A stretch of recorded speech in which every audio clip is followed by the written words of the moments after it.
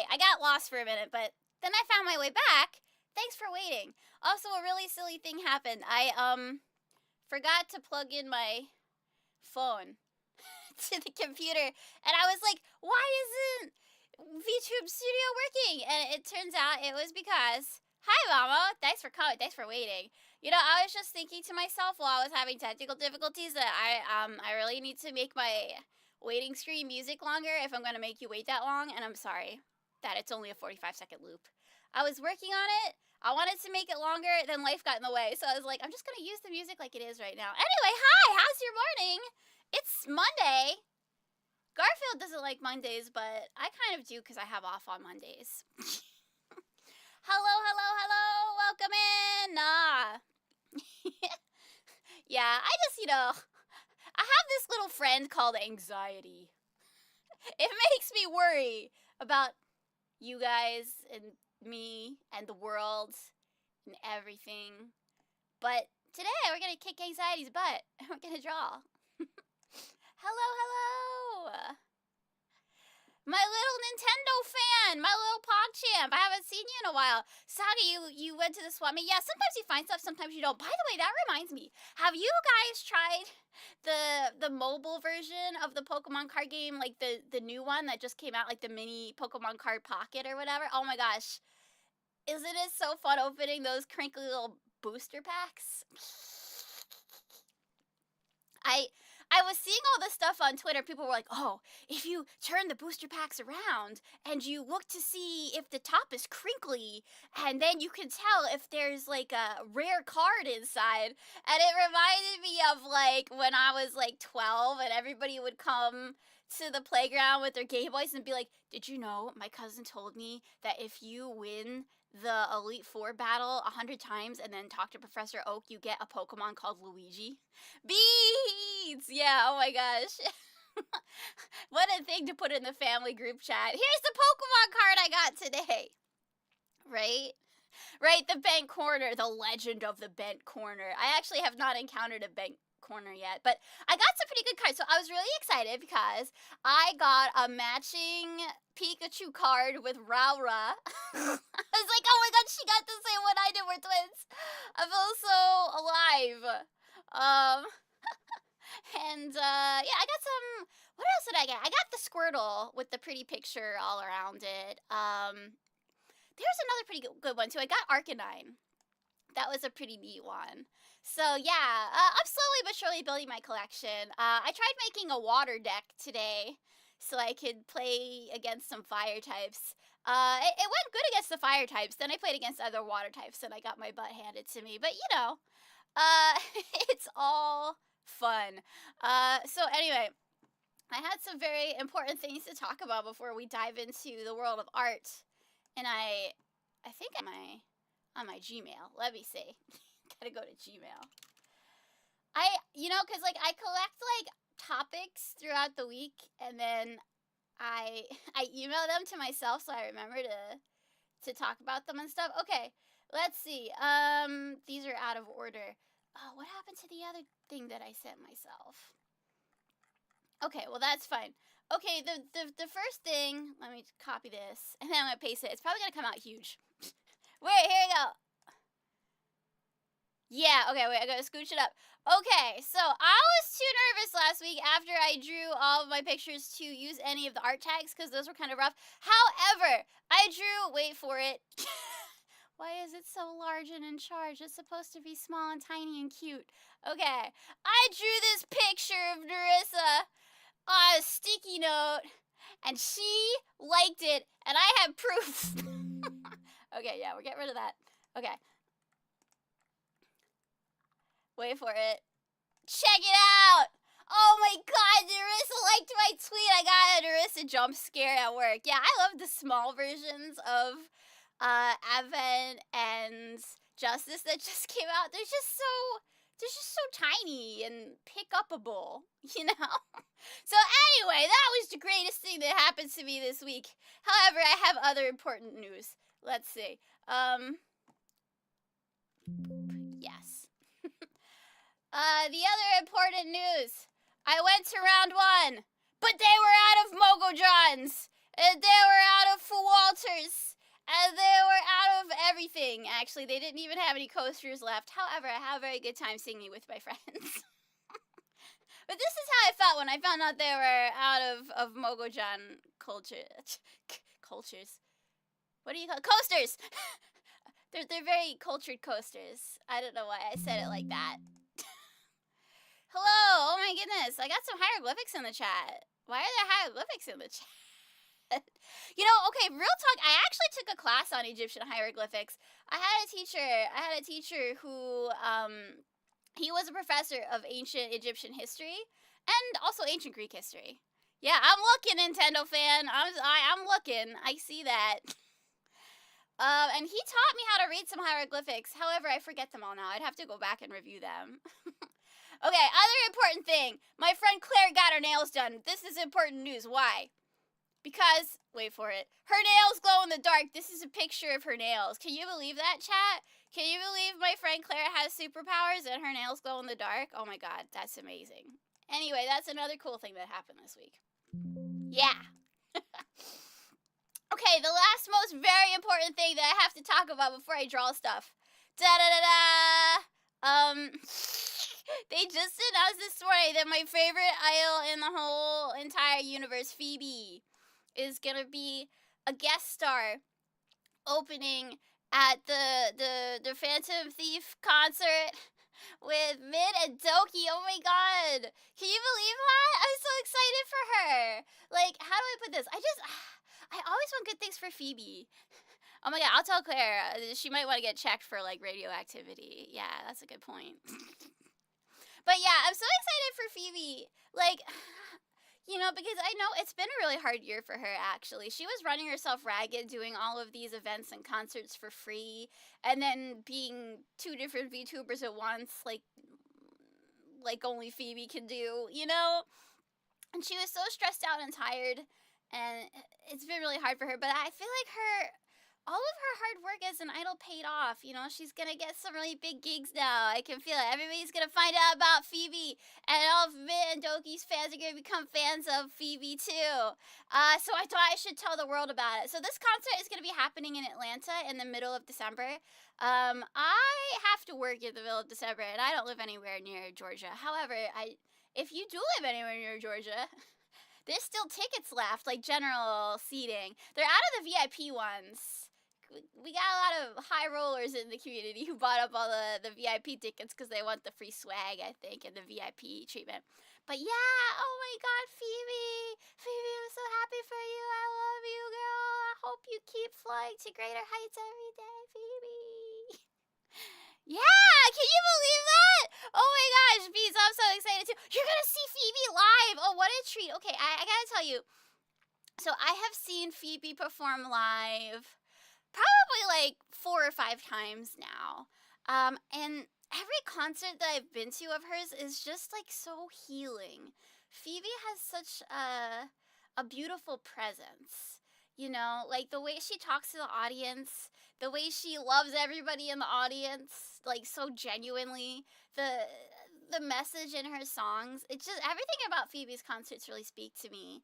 And like the first time I saw her, I cried for real. She sang the song "All of My Life," which is like, it's a song about hardship and coping, and but like it's still positive, you know. It's still very Phoebe. All right, calm down, Nintendo fan. My brain is not big enough for this. But yeah, that's my big news for today, and I wanted to tell everybody about it because I'm just such a big fan of Phoebe, and I'm happy for her, and I always want her to succeed and do great. Okay, so that's all my news for today. Yay! Okay, get rid of that. There we go. So now, without further ado, I think let's jump back into drawing. You want to do some drawing today with me, Stefko? Stefko says yeah. Okay. So, you know, I'll probably try to go for like 4 or 5 hours today and just see how much I get done. I do have other stuff to do today. Like I got a lot of lyrics commissions this month. For lots of different people, and I'm really excited about all of them. So I gotta work hard. I gotta do my research. I gotta write my words. I gotta see my demos. It's an exciting time. Okay. So I'm gonna put on some music. What about some happy, chill music? There we go. Yeah. Ah, now I'm vibing. Okay. And I'm gonna go over to my paint program. You're the happiest person to see me? Oh, gee, thanks, Nintendo fan. I'm a fan of the Nintendo fan. I'm a Nintendo fan. Where was I again? Oh, this one. Yeah, okay, I gotta make my paint program a little bit more larger and in charger. I'm gonna get Stephco in here too. I want her to share in my joy of painting today. I want to be like the Bob Ross of drawing VTubers. Where is my Stephco? There she is. Alright, yeah, get in here, Stephco. Dory fans want to see you. Alright, just come right down here. There's my little Stephco. There we go. Just kind of sit behind me there, okay? Yeah, just kind of like, you can be the backseat artist, Stephco. Alright. Clip Studio Paint, where are you? I have so many windows open. There we go. I feel like I've arrived. Now let's take a look at our list of prompts and list of randomized ladies and see where we are. Okay. So the last one we did was school. Okay, number 15 is gonna be Fairy or Pixie. And number 15 is Mikochi. Oh, that's so cute. She'd be a cute fairy. Yeah, so, man, did you guys see Mikochi's new music video that came out like last week? Oh man, and the song is so good. Like, first of all, the animation is so beautiful, right? And second of all, the music is so beautiful. It's orchestral, but it's also it's got like Ani-song vibes, you know what I mean? Yeah. So let me look up a reference picture of her. There we go. Man, her concert outfit is so cute. What if I just took her concert outfit and gave it wings? I think that would be cute. Let me look at this picture. Yeah, there we go. Beautiful.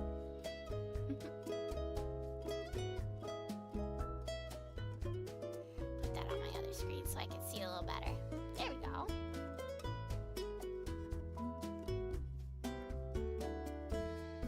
Aw, thanks, Nintendo fan. I'm really glad you're happy today. Oh, I'm pretty happy today, too. Just chilling, just vibing. Okay, let's make my sketch.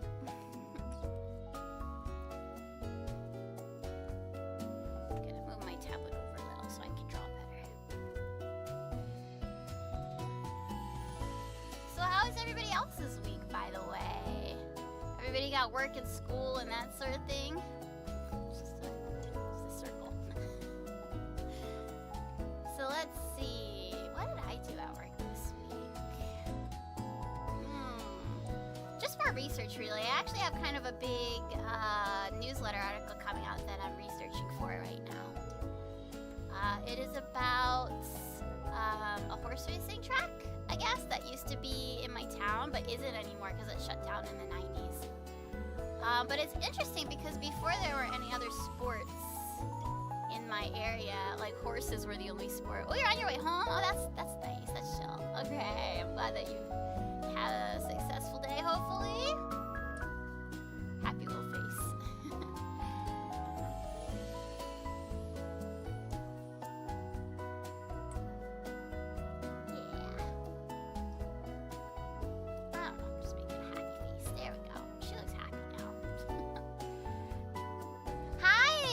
Welcome back. Glad to see you back. We're gonna have a good day today, right? So I'm working on some drawings today. Now, I don't really... How do I put this? I've loved drawing since I was younger. Probably since I was in middle school. And I've definitely improved since middle school, but...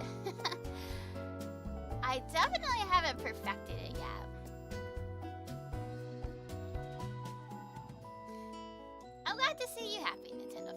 So I have a list of randomized like VTuber names from Hololive, and I have a list of prompts from the Hol October challenge. I know it's November, but everybody does things in their own time, okay?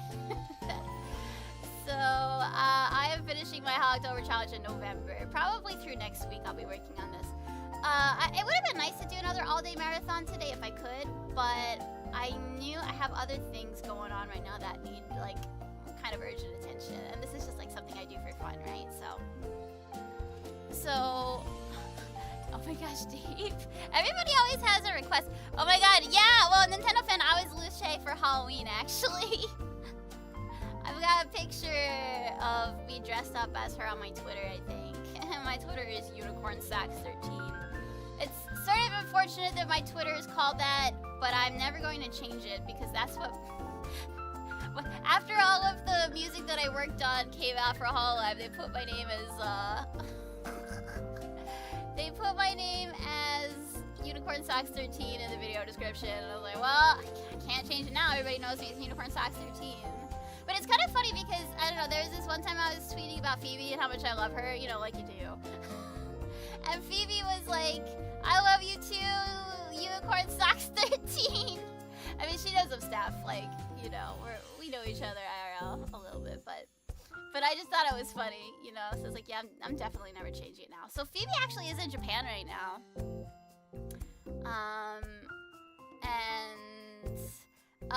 Ferris is going to Japan soon, so I had a present that I wanted to give to Phoebe. Because when Phoebe said that, I was like, oh my god, Phoebe, I'm gonna get you a pair of unicorn socks and we'll have matching unicorn socks, right? So I gave Ferris a present to give to Phoebe. It's not unicorn socks, it's unicorn erasers and a pair of socks, but the socks have bunnies on them, and Phoebe has a pet bunny, so I thought that would be good for her. Where am I now? At my house. Yeah, oh my gosh. It's kind of embarrassing me. It's like, I should have, before Connect the World came out, I should have been like, you know, if they put my Twitter handle on the video, I am going to be Unicorn Socks 13 forever, but I didn't have foresight for that. I did, however, have my nice friend Elliot draw a new, like, Twitter banner for me before that happened. You know, I think I gotta make her a little more small-sized. I think I want to make her small and tiny-sized, because fairies are cute and small and tiny-sized. So I'll just make her like a little chibi, you know? So like, hardly any neck like you do with a little cheeb. Wow, 1 kilogram of Halloween candy. That's so much. My geographic location.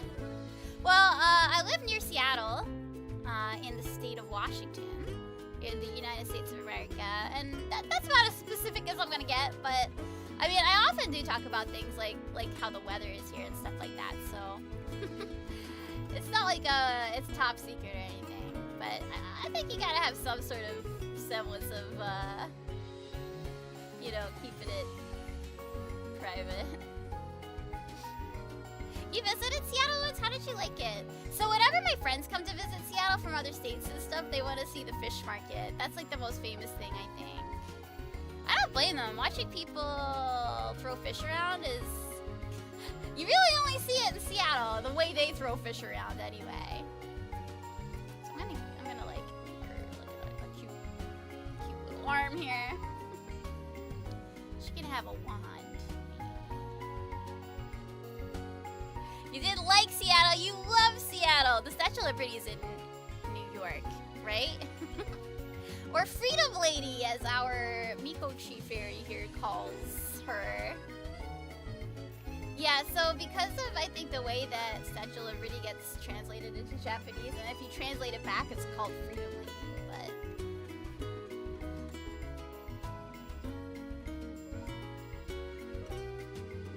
It was like a silly thing. You know what? When I went to Japan, when I went to Odaiba, they have like a mini Statue of Liberty in this area. If you go to like the place where the big Gundam is, basically. If you go to the big Gundam and then you walk towards the Rainbow Bridge. Oops, I want to use the polygon select. Stop that. Okay, well, fine. We'll make a polygon. There we go. So if you go towards the Rainbow Bridge, you will see the fake Statue of Liberty.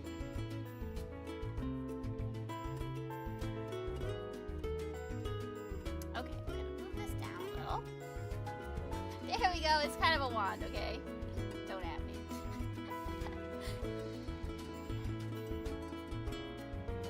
Like some little fingers holding the wand. Here we go. Oh my gosh. Yeah, swish and flick in the chat, Dave.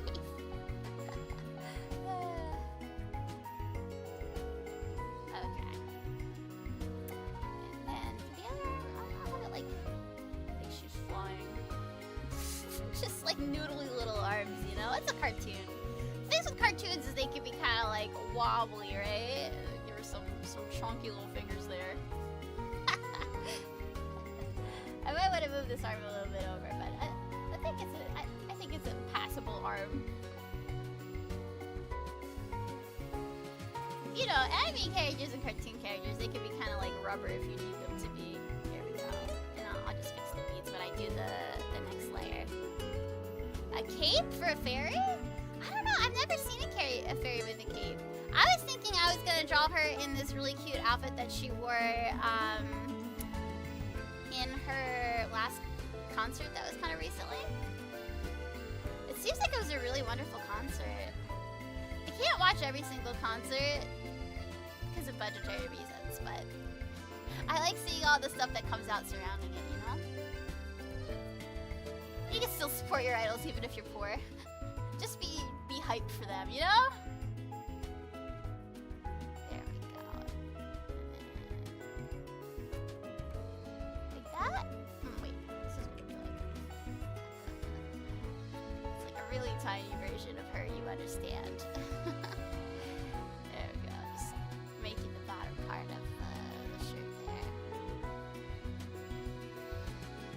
But hey, maybe I'll have an opportunity to draw somebody in a cape in one of the other prompts.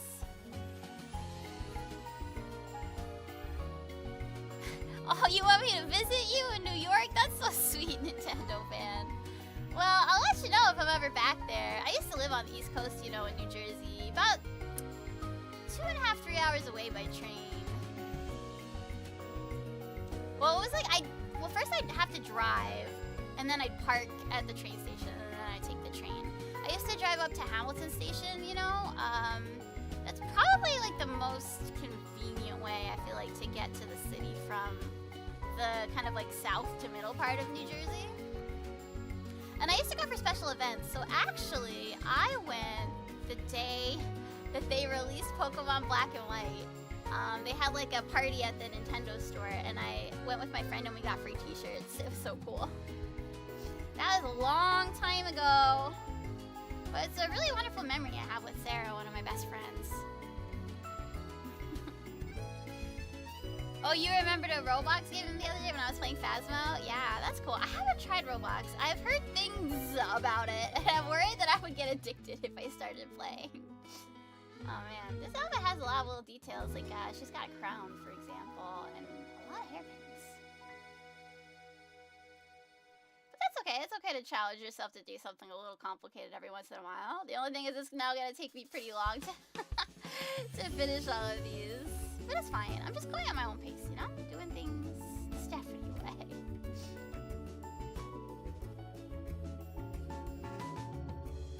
Yeah, I did know that they were inspired by New York, so I kind of felt like I was taking my own journey to the Unova region, kind of. Because I'm a nerd, you know, I'm like kind of chuny. Because I love that kind of stuff. I'm like, ooh, maybe I'll run into a Trubbish in New York City. Wow. Oh man, you gotta love the very New York-y Pokemon that are in there too. You got Pidove, that's a pigeon. You got Trubbish, that's trash. I mean, hey, you live in a city, you gotta throw your trash out. Where you put your trash? You put your trash on the curb. Trash person comes to pick it up. Rats come and eat your leftovers. It's fine. City living, you know? I actually went to New York a lot too when I was doing my final paper for college. I went to the Schomburg Archives in Harlem. So I would take the train to New York, I would sleep over at my sister's dorm room at her college, actually, because it was kind of close to the train station. And then I'd take in the train, and then I'd take the subway, and then I'd go to the archives, and I'd spend the day. And then I'd come back, and then, like, you know, sleep over at my sister's, rinse and repeat for the weekends. Oh my gosh, wouldn't I be cute with a trubbish?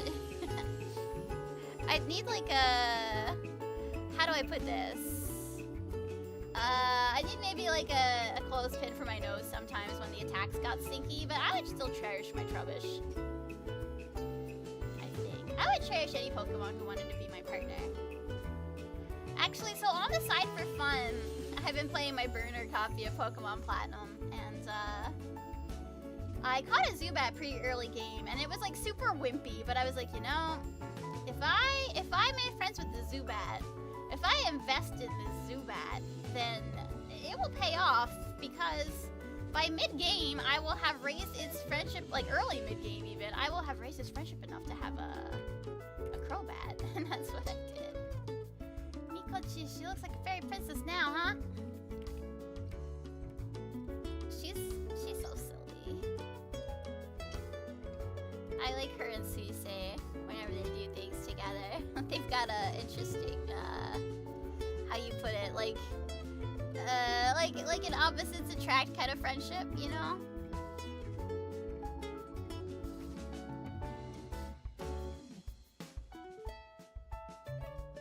Yeah, you know, poison types are cute, actually. I think Grimer's pretty cute too. I had a Grimer named Goo Goo in I think it was White 2 version.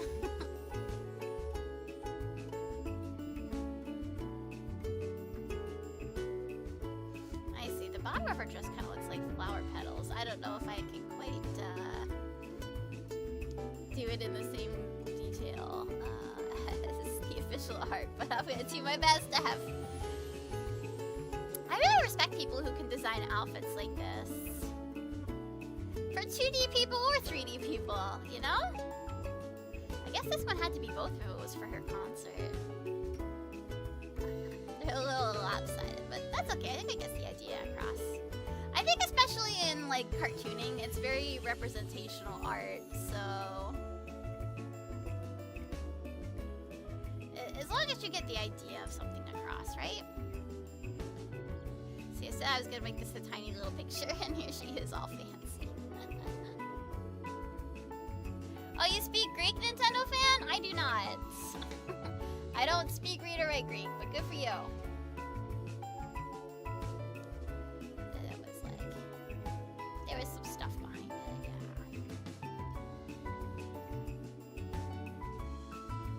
Okay, let's move her up. I gotta give her some little feet.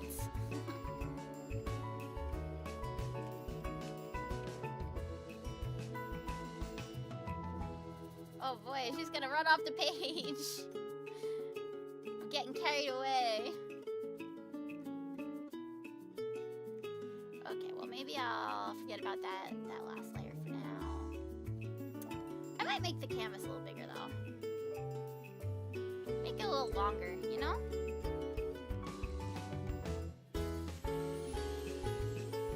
Anchor it at the top, and there we go. You're playing Pokemon White 2 again? It's like, oh, it's like virtually touring your state without going outside. Well, I do highly recommend going outside for real, too.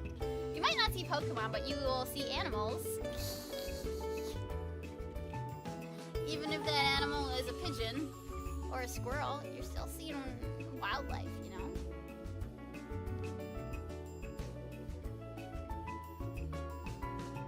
Oh no, I can't see your shoes. I can't see your shoes in the picture. That's okay, I'll make something up. Maybe fairies just go barefoot, okay? Speaking of which, my friend Claire is a fairy. With her radioactive glow-in-the-dark nails and her fairy wings. Yeah. I actually saw a cool and interesting thing going around lately that was, well, not lately, it was like 2 months ago. The thing was like, make what you think your Pokemon team would look like based on where you live geographically. So I had fun thinking about like what Pokemon would live in the state of Washington. Well, there's a lot of apple trees, so I was like, okay, well, I would probably have an Applin. I do see a lot of rabbits when I'm out on my walk, so I picked Baneri. It could be Baneri or Bunnelby though, you know? They're both kind of like that. They're both kind of that brown rabbit.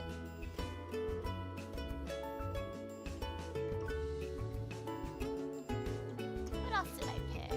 What do I see a lot on my walks? Oh, I did Pine Cove because we have a lot of coniferous trees here in the Pacific Northwest. Like, you know, spruces and pines and that sort of thing. You think gumshoes? Yeah? I had a... What's the younger version of Yungoos? Yungoos! Actually, it's just Yungoos. Younger gumshoes is Yungoos, right? That like should have been smaller. Oh well. I gotta give her lots of beautiful hair, and I have to give her some wings. So let's do that.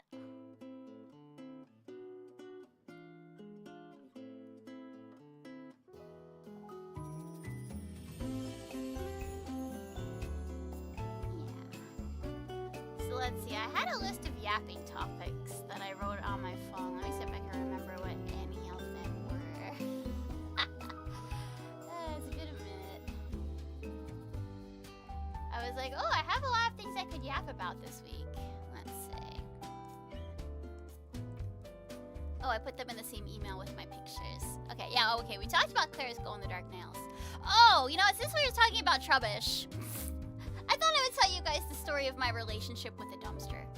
I was just thinking about how we live our lives in relation to some of the things.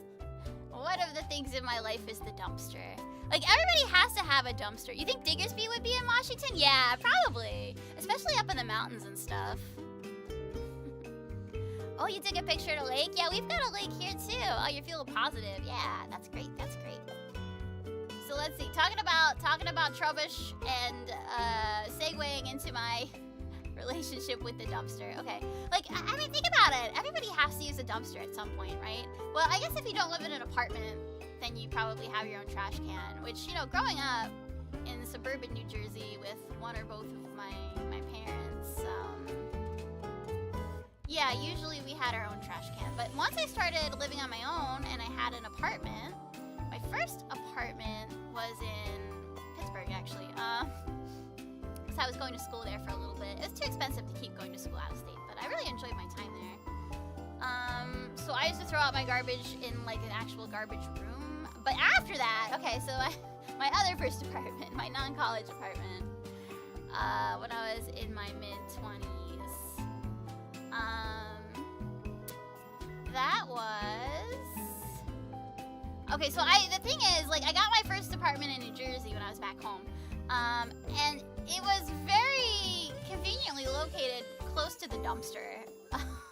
And you looked out the window, and there wasn't really much of a view, you know what I mean? All I could see was the dumpster, and I was like, wow, oh boy, I get a scenic view of the dumpster. But here's the thing, though, that people might not realize. I'll give her a little bit of a back, I guess. The thing that people might not realize is that if you live in an apartment, it is actually a blessing to live close to the dumpster and to have a perfect view of the dumpster. Why? Because when it's cold out and it's freezing and you don't really want to leave your apartment, but you have to throw out the garbage. I'm glad you're happy, Nintendo fan. But yeah, when you leave your apartment to go throw out the garbage and it's cold and like maybe the garbage bag's really heavy and I'm just a small bear with small arms and it's hard to lift up the thing and like, it takes so much effort to throw out the trash, you know what I mean? But, and here's the thing, so when I moved to Washington and I started my AmeriCorps and all that stuff, I lived in an apartment and I lived on the opposite side of the dumpster, and you know, the view out the back was magnificent actually because I could see a bunch of like spruce trees and stuff. Spruce trees, fir trees, like coniferous trees. Yeah, it was like a beautiful forested area. However, I discovered that living so far away from the dumpster was terrible actually, because then no matter how cold or even hot it was, I have to go all the way across the parking lot, and I'd have to lug a heavy bag of garbage, or or whatever. You know, like cat litter, that stuff gets pretty heavy when you're throwing it out. So I had to lug heavy garbage all the way across the parking lot in the cold, and I was like, wow, I can't believe saying this, but I miss living directly next to the dumpster, you know? And then when I got my condominium, I got one that was once again next to the dumpster. Those are all your, are those like your favorite emojis? Okay, yeah, I don't think they made it into the YouTube chat. I think they got filtered out, but they made it into my OBS. I have a lot of favorite emojis myself. Okay, so like my very favorite emoji for like reacting to things is the party hat emoji. I'm like, I'm gonna do something fun today. I'm gonna go get a coffee. Party hat emoji. You know?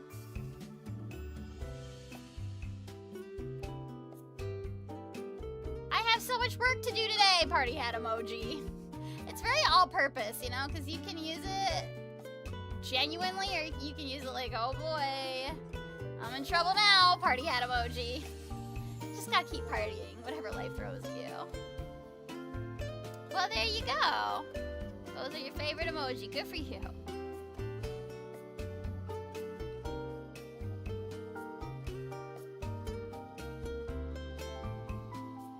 Okay, let's see. I'm gonna do the rest of her long flowing locks.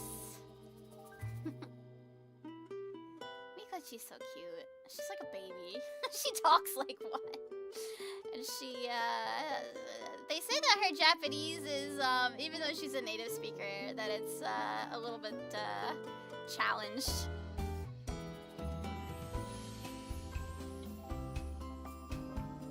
Okay, that's a pretty decent sketch. And then I want to put her in like a flower or something, like a big flower. I know it should be a sakura flower, but those are so little and tiny, and let's see, this could still kind of be like one though, right? You got the, there we go, kind of, sort of. Just gotta do the little, the little indutes on the petals. Okay, and with that, I think my sketch is, wait, it should have 5 petals. This one is all one big petal. Yeah, oh my god. Oh, and she sang the One Piece theme song. That was so good, yeah. She stole that, whatever it was, and started riding the high seas as a pirate, I guess.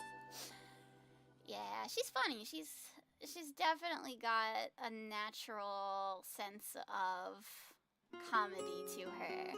I think that's why Yago recruited her, right? She's one of the few members, I think, to actually be directly recruited to the company, which is pretty interesting. Okay, I'm gonna make this layer a little more transparent so it's easier to see my, or let's see, when I make my tracing layer. So I'm gonna make a new layer. There we go. Aw, is it complete without my smile? Yeah, well, I definitely drew it with a big smile on my face because I think Mikochi is really cute. Yeah! Yeah, actually, I think there was a clip that I saw about her talking about, you know, when she was newer to the company and Holo was, you know, not very big yet. There are a lot of times where she would sit with Yago in his office and talk, and he would cry sometimes. You know, and you really get the sense that he took on the role of sort of like a father figure in her life. And I think he wrote her a letter too for one of her 3D lives. That was really sweet. I think if you look up clips of just like Miko and Yago and their friendship, you'll see some really good stuff. Let's see, what kind of pen do I want to use? I like the mapping pen, I think.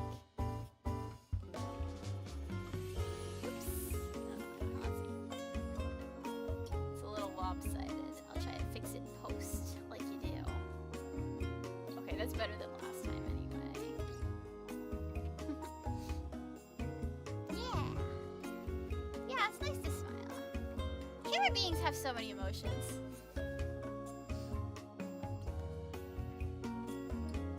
But if we can smile like once a day at least, you know, we'll be okay.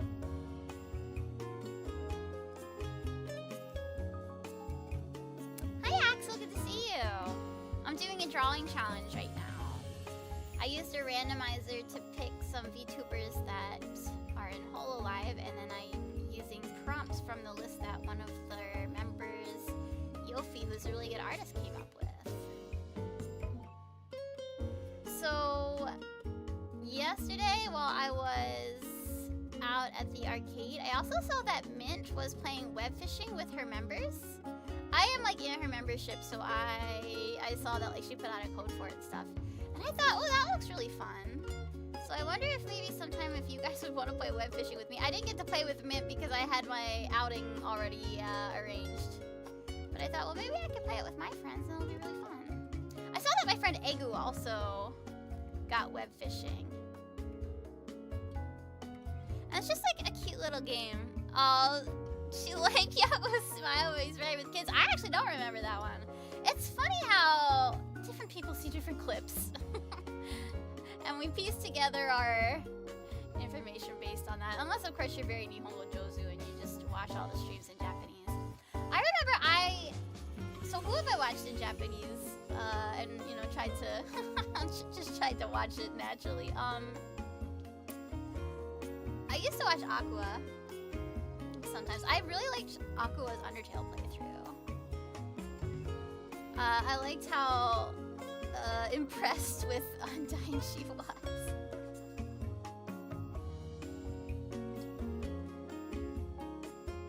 But I liked seeing her first reactions to everything because she had never played before. That was really special.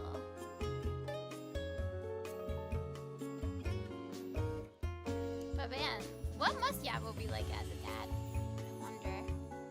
He must be busy a lot, but he seems like a caring person.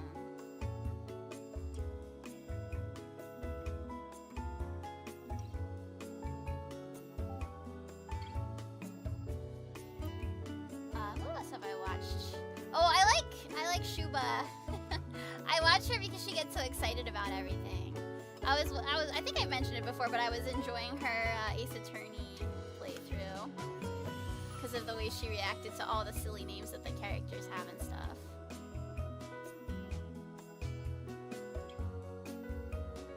Oh yeah, I get what you mean. Like I can't watch everybody in JP. First of all, because there's so darn many of them. But second of all, yeah, because there is a language barrier there, right? So I think outside of your favorite, if you just watch some clips now and then, it's fine. Oh, you know, I like seeing clips of Aokun a lot. The way she flirts with everybody, but ends up, I don't know, it's kind of comedic. She gets rejected a lot. There's something handsome about being rejected that many times, though, I think. Yeah. Handsomest VTuber, Aokun. And, she was talking about how when she was little, all of her friends were boys. And now she's surrounded by girls.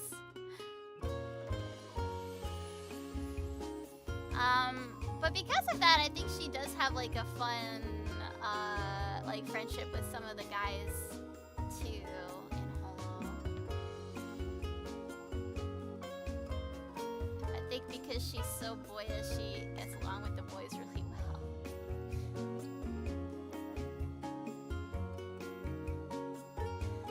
I like when she proposes to Sora. Like, I feel like some people might come in and they might be like, oh my god, Sora, the biggest senpai of Hololive, you know, the original.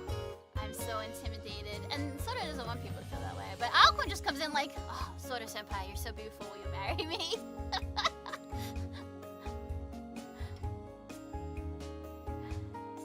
And that's what I respect about Aokun. There are no barriers when you're asking someone to marry you. At least if you're Aokun. Yeah, more crossovers would be fun, definitely.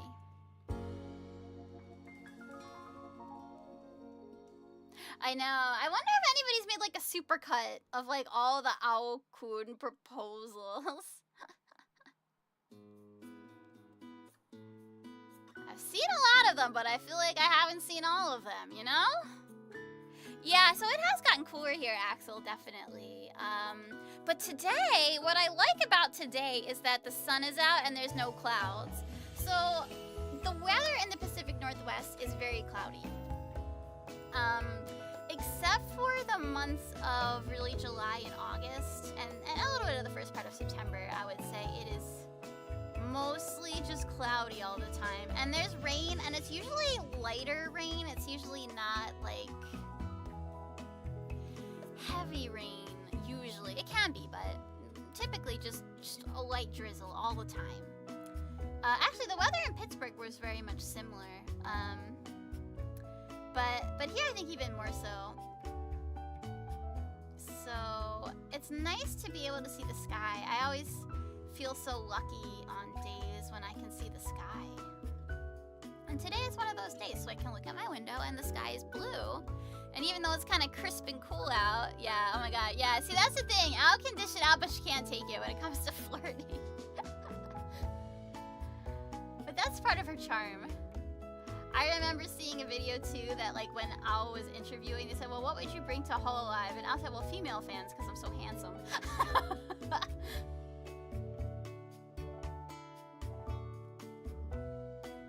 You're almost into college for the last year of high school? Oh, that's an exciting time in your life. You get to really start being independent and making your own choices. But nothing's really set in stone yet, so there's just a lot of possibilities. Like, you know, you're not locked into anything. You can try different approaches to your life. And you get to live sometimes, I mean, so actually I went to community college for a bit, just to get some of the, like the bottom level coursework out of the way. And I think that's legit. You know, it's a pretty valid way to do your college experience. But, I think either way, you still get to have more independence because you choose your class schedule and everything. That was one of the biggest things. Like, I had never been a morning person, so I was like, okay, no more 7 or 8 o'clock a.m. classes. Earliest I'll do is 9. So a lot of times in college, my day would start at 9 or 10 instead of like, you know, 7 or 8 in the morning, which was good for me. I was still late sometimes to my 9 a.m. classes. Oh man, I don't know if I told you guys about that, but yeah, it's so good to be a morning person. I feel like that gives you such an advantage in life, actually, if you can be a morning person. But I'm more of a night person, unfortunately. But I have kind of, here's the thing, as I've gotten older, I've realized I need a certain amount of sleep to live. So I do have to kind of be in bed by a certain time, even if I'm doing a lot of things at night. So it's like a balance. It's like I have to find a balance, you know. But yeah, it was nice being able to pick my schedules in college. So yeah, I'll tell you about my 9 a.m. Japanese class and how all of my friends were in the 9 a.m. Japanese class, so I wanted to make that work. Even though I prefer to start at 10 or later. But, you know, so I signed up for the 9 a.m. class. And we had very small classes. So one cool thing about the University of Pittsburgh is that for any language class, at least at like the lower levels, you have like 2 regular classes with the whole class week. But then the class splits off into like small groups basically. But the small groups meet 5 days a week for language practice. And you're with a teacher who is, you know, flown in from Japan who actually only speaks Japanese. So you have to practice all of the things, the drills and things that they teach you. Which was really fun as an experience. It's like I got to interact with the world for one of the first times in my life, you know, because how do I put this? I lived in a very diverse neighborhood growing up, but everybody was still American, you know what I mean? So at that time, I really got to experience like meeting with and talking with people from other countries. So the teachers, you know, they were only allowed to speak Japanese to us, actually. And then we learn, you know, new phrases and things every week, and we would sort of like practice. Like the teacher would put up a card that was like, okay, you're at the store and you want to buy an umbrella, you know, and I'm the clerk, or you know, someone else in the class is the clerk. Smith-san is the clerk. Smith-san actually was, by the way, the best in my class, because he had taken Japanese already in high school. I don't even know what he was doing in the 101 level, to be honest, but thank goodness for Smith-san, because he always answered all of my questions when I had them. If the teacher asked me something I didn't know, I'd be like, oh, tasukete, Smith-san! So yeah, I used to be late a lot. I came up with this, I came up with an idea where I thought, okay, maybe if I rollerblade to class every day, I will be a little faster to get there, and I won't be late. That was a whole thing.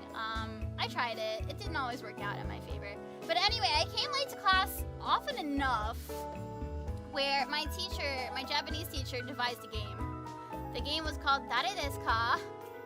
So the rules of the game were, first of all, if you were late to class, you had to knock on the door. The rule was you had to knock on the door and you said, "Sureishimasu," which is like, pardon me, you know. Oh, you have it 5 days a week, and it's only with the sensei knowing Japanese. Oh, that's so cool. Yeah, I think that's a great way to learn, Mama. I'm really excited for you. So I would have to knock on the door when I was late, which was often, and say, "Sureishimasu." And everybody in the class had to say, "Dare desu ka?" You know, and or the teacher would say it, and the answer was always Snyder-san. That's my last name. Oh no, I doxed myself. It's fine. It's on all of my official credits anyway. So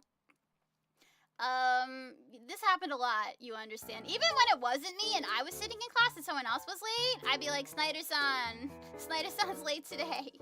If somebody else got dare desu ka, you know. Dare desu ka just means who is it, by the way. So, you know, you knock on the door and say, excuse me, and the class would say, who is it? And, you know, they'd guess who it was. I think it's Snyder-san, you know. One time, I was rollerblading to class, and I forgot my shoes to change to. あの漢字がちょっとあのね漢字がたくさんあるけど全部忘れました。I think I can only read kanji at a first grade level. I got almost none of that. Let's see. Something about big, something about the world. I'm so bad at it. Kanji is my Achilles heel, unfortunately. And it's been quite a while since I took those classes too, so a lot of it's gone out of my brain. If you don't use it, you lose it. So practice those languages, kids. So I was rollerblading in class, and I forgot that I needed to change into my shoes to go to class. So I walk into class with and I got dare desu ka like you do. And I have my rollerblades in my hand, and no shoes. And the teacher was like, you know, like, what happened? You know, like, oh, kutsu ga nai desu ka? I was like, wasuremashita. You know, I forgot my shoes today, sensei. Sorry, I'm gonna have to do my class in my socks. Unless you want me to wear rollerblades in class, you know? And the teacher's like, oh, 皆さん見て、スナイダーさんが靴を忘れたよ.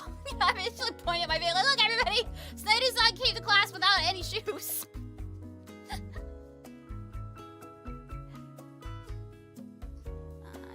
Ikimasu, something. That one, kimasu? It's kimasu and ikimasu? What's that one? Tanoshi? Oishi? See, I really need to do a Wanikani stream again soon. I am in such dire need of practice. It's so embarrassing, too, because my little sister... my little baby sister started studying in middle school when I was in college studying Japanese, and she got better than me within, like, less than a year, and passed her N1 exam, you know, by the time she was the age that I was when I was taking Japanese classes in college. Oh, atarashi! Yeah, I knew it was one of those. Yeah, I am in desperate need of practice. There are some things, actually, am I better at anything than my sister? Yes, socializing, going to parties, having fun. See, that's the thing with my sister. She was so dedicated to her studies and so serious. But she didn't really know how to have fun. fun, right? Like, she's actually a fan of games and stuff like that. And she kind of played them privately on her own. And then she even made friends when she started playing Final Fantasy XIV online. That's how she met her husband, actually, you guys. They're like such perfect nerds together. Now they live in Japan being perfect nerds together. And they're so respectful and quiet and... hyper neat. Google Translate would be like, yeah. Kind of. Actually, it's so funny because she was like one of the smartest kids in our high school, but she hardly ever went to high school, I think. Well, I never went to high school at the same time as my baby sister, my most baby sister, but it was we had both went to the same high school and we had sort of this similar experience. Unfortunately, there was a lot of bullying at my school, and when somebody is the way my sister is, right, like really, really quiet, book smart, but like kind of sensitive, it makes them a target. So I don't think she had a great experience in school, honestly. But she had a couple of good nerd friends, and you know, from her childhood, and some that she played online games with. But I think she really blossomed into a person when she was doing her study abroad. I was like so proud of her because it turns out she was one of the most popular girls in the international dorms. Do you guys know why? It's because she was the only one who had dating experience and she was older than everybody else. So the international dorm she lived in, it was both Japanese students and overseas students all living together. And it was really cute. You know, they had like a dorm mother who loved snow globes, and they'd have cozy little like okonomiyaki parties and things like that together, or hot pot parties. And you know, I think my sister really vibed with the Japanese students and the international students because, first of all, to be an international student, you have to be really serious about what you're doing. And you know, so they kind of matched her serious, you know what I mean? And Japanese folks, not all together, but like ones that are willing to live in an international dorm at a school and like be guides to students from overseas are also really serious about what they're doing. And you know, it is sometimes a more respectful culture. Not all the time, but I would say in that instance it was. So she really vibed with them. But yeah, she was the oldest girl in the international dorm because she waited till her senior year. She was like, okay, I'm gonna complete all of my, you know, coursework pretty much up until my last semester in the US. And I went the last year of my college to be at the study abroad so I can graduate from there. Which is why she was the oldest girl in the international dorms. You can't make stuff with a pencil and paper? Well, honestly, Dave, I'm not that great either, but I do it for the joy of doing it. And I think you find that if you practice something a little bit every day, you might get better. Or you might not, but you might still enjoy yourself. You know what I mean? I think there was a video I saw of like a guy who was like, I drew something every day for a year. And all you need for that is a notebook and paper. It doesn't have to be like fancy digital tools or anything. And I think he did see improvement. So, you know, I think, Dave, there's hope for you if you want to be an artist. You just have to commit to learning. And that's hard because sometimes things don't come easy to you at first, right? It definitely doesn't come easy to me. But you just persist, you know? I wonder if I can apply that same logic to learning Japanese so I can keep up with my sister. So anyway, she was so popular and she was everybody's senpai. My sister was the dai senpai of the international dorm. And people would come knocking on her door like, oh, you know, Lori-san, I need advice really bad. I like this girl and I don't know what to do. I like this guy, but he's gonna move to another country in a few months and I don't know how to confess my love to him, and what would you do? And she was like, oh my god, people are asking me for love advice? Like, she was a really shy person. She liked this one boy in high school, but it didn't work out because he was from China and his parents did not let him date non-Chinese girls. So that was like her first heartbreak. But then she had a successful, you know, relationship with her Final Fantasy boyfriend who's now her husband. And people were like, Lori Senpai gave us love advice. Lori Senpai gave us life advice. I'm glad you like listening to my voice. My mom says I should do a podcast, but this is pretty much the same thing, right? Except that there's really no predetermined topic. I just talk and talk and talk. I'm always glad to have somebody to talk to. I'm thirsty. I'm gonna take a little sip of water.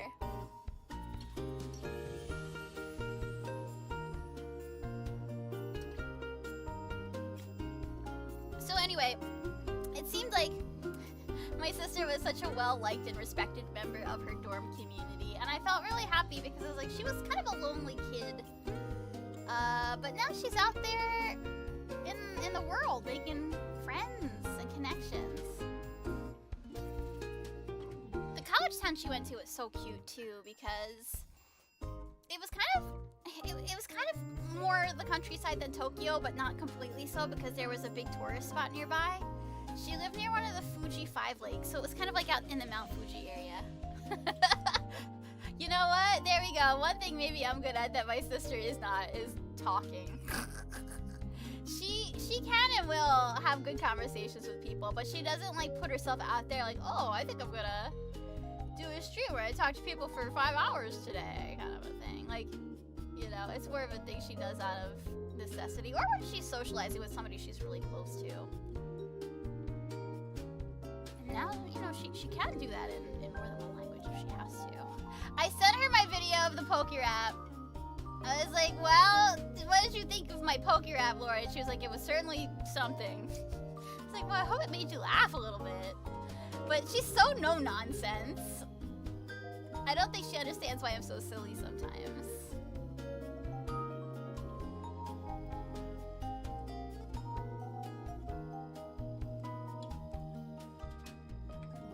But I think having a contrast in personality with your siblings can be helpful sometimes. And it's weird too because all of our interests are kind of overlapping. Like we like a lot of the same game series and like, you know, anime and stuff like that. So we did always kind of bond over that. Whereas my middle sister was kind of like the normie in the family, right? And she was into like music and boys and makeup and that sort of thing. And so I had a hard time understanding her when we were in high school. And she wasn't like popular, my middle sister, but she was like medium popular. You know, there's like a little difference there. All right, I wanted to give her some fairy wings. Oh boy. You know what? Not every fairy needs wings to fly, but I'll give her some cute little wings. Because I forgot to draw them in the sketch. Like, oops, where do I put them now? Yeah, she's got wings. They're right here, okay? Don't at me. They're tiny, but she can fly somehow, okay? Because I was so obsessed with the details of Mikochi's costume. I forgot to give her the fairy wings. That's okay, I'll put fairy question mark for the prompts. And what number was this anyway? Yeah, let's see. Well, I don't think I'm gonna color these today. I am just doing the line arts today. Just so I can get through as many of the prompts as I can. One year, I think it would be nice if I colored them, but that would probably require more spacing them out into smaller chunks, if that makes sense. Okay, anyway, there's my Mikochi, and what number was she? Let me take a look. I want to say, yeah, oh, 15. Oh boy, I thought we were at least at 17. Nope, we're on 15. Okay, well, number 15 fairy, here it is. Submitted for your approval, the fairy with really small wings.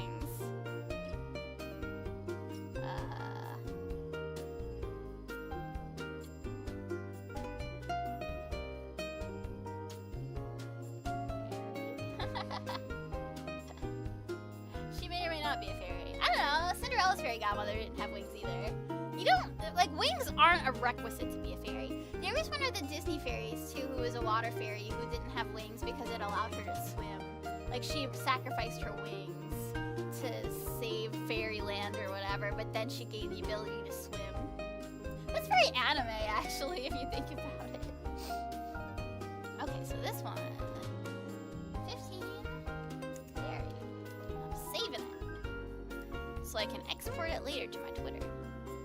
Alright, and then let's see what is next for us. After fairy, we have baby. Okay, who's gonna be our babu babu? Number 16. Okay, I got Gooby Well, she's already pretty baby.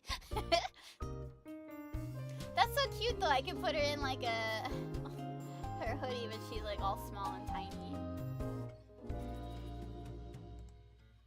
Okay. Let me get up a reference picture.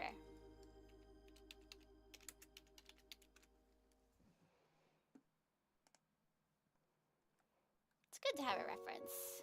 I think if you have like a character who's like your comfort character and your favorite character, you probably draw them so much that you don't need a reference for all their details of what they look like. But I don't know if I really have anybody like that. Maybe I drew so much Sailor Moon in high school or middle school, I kind of knew what she looked like mostly. But okay. All right, I got my reference. I got my canvas. Let's make a happy little painting. I'll make the sketch light blue in honor of Reba.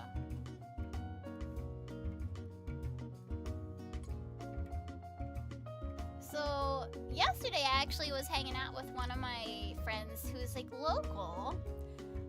My friend Fushi. But she's also a VTuber. And she's very good at it. Mostly as a gamer. She wants to get better at like the kind of like the singing part of it and be more like more idol-like, but it's kind of new to her. So it's kind of funny because like I'm all about the singing and the idol stuff, but I actually don't know much about streaming. Like I would say I'm still fairly new to it. So it's really nice actually though because she has strengths that are my weaknesses and I have strengths that are her weaknesses and we kind of help each other out. I feel like, okay, so here's the thing. I feel like if we could combine into a single being, like Gotenks, we would be the perfect streamer. You know what I mean? So we're helping each other, but we're supporting each other. Yeah, she invited me to collab with her. I was a little bit nervous about that, even though we're IRL friends, right? I feel like, well, she's got a very big following, actually, so I don't think I'm quite at the level where it would make sense to collab. Do I attend church? I did a lot more when I was younger, honestly. But I got some fond memories. A lot of nice nuns in my life. A lot of very strict nuns in my life, actually. I went to Catholic school when I was in 6th grade. But yeah, she invited me to a collab. Well, I would say she's a medium name, but like, she's done amazing things in her career. She started out as like a face streamer, but fell in love with VTubing, so. So if you want to look her up, her name is Miss Fushi, and I think it's okay for me to talk about her. I was worried about it because I wasn't sure because, you know, what if it's like doxing her to talk about how I have a friend who's a VTuber, but she replies to me on Twitter and stuff, so I feel like, you know, about like our real life things that we do, so I feel like it's okay. You know, I want to change this. I don't want to do the hair like this. I just sort of like spacing out copy it. I want to make them bigger. Is it cringe? Yeah, I'm not like hanging out with my friends, but be real. So we did a karaoke thing at Ramon yesterday, and I was really happy that she sang with everybody because like she is a really good singer, but I think she's shy about it, you know what I mean? But when you're doing karaoke with friends, and I think she saw like the environment was like, okay, everybody's kind of singing the songs together, like it's not like a big solo or anything, so you know, it's a little bit more comfortable.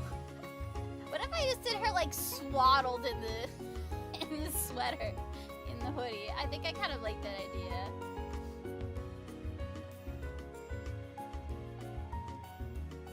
Yeah. But yeah, you know, so I think it's good. And then, you know, if I get to do streams with her, maybe I'll learn from her a little bit more too, because she knows what she's doing. I would just feel bad if, like, you know, I didn't know what I was doing and the person I was collabing with did. Whereas I think, you know, like, with Claire and Freya, they all kind of got into it at the same time.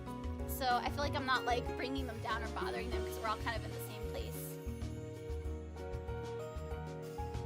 But yeah, I would really look forward to it. So she said she might invite me to collab with her. And I also have a very exciting collab tomorrow. So my friend Rosie, who's a V-singer, when she came to visit Seattle, we went to a game store and got a used copy of Monster Rancher Card Battle for the Game Boy Color. And we're actually gonna play it together on stream tomorrow. This creature that I'm drawing is kind of horrifying, I'm not gonna lie. I'm trying to make it look cute and baby, but it just kind of looks like it's staring blankly into your soul. I don't know.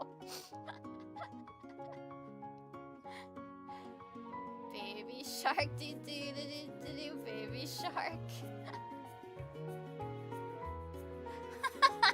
This is making me laugh. It's so silly looking.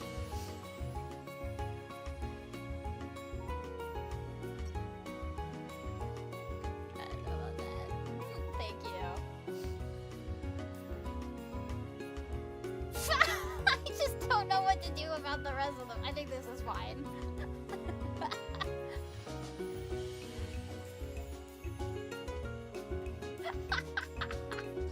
This is so silly looking. Let's see. The only thing is I gotta make room for the hair, so let me like move the face a little bit. Yeah, a baby with a baby shark costume. I bet that's been a thing. Actually, so I have my friend Sarah, and at her wedding, she banned the song Baby Shark for being played because she knew that her sister would like troll her and try to request it from the DJ. She like announced like, listen, anybody who requests the song Baby Shark is kicked out of the wedding and I don't care who you are.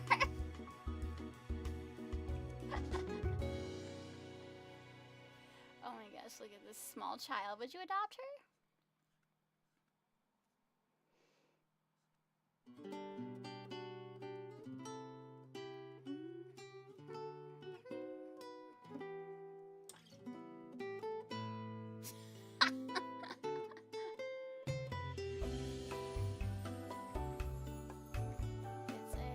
It's a baby. Just trust me. I realize now that I have so little experience drawing babies. I don't think babies typically have this much hair, but how would you even recognize her without the anime girl hair, you know? So I think it's gonna be like, she's like kind of swaddled up, but let's say she needs sleeves at least. I am figuring this out as I go, but it's a fun process, right? Maybe she has like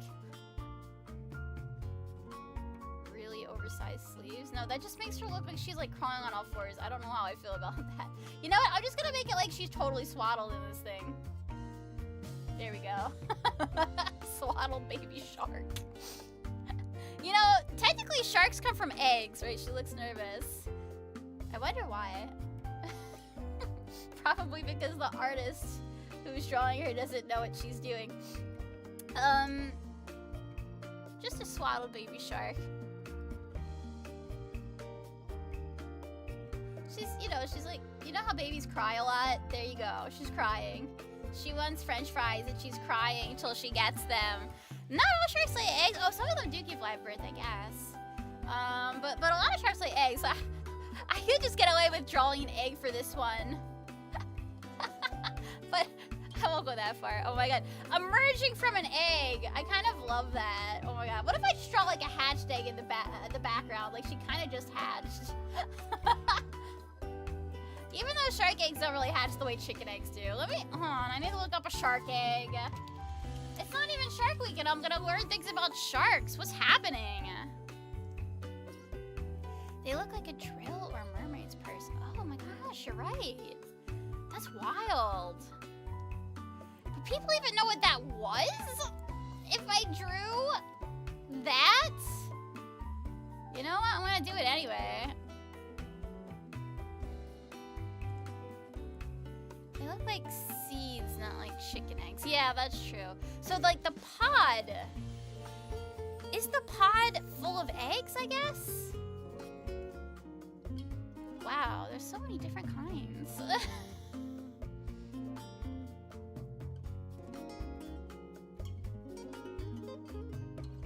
Yeah, like I'm getting a lot of pictures of these. These little, yeah, okay. Wow. If I saw one of those in the wild, I might not have even known it was a shark egg, actually. What if I did like shark egg hatching? So I can see how they come out of their eggs.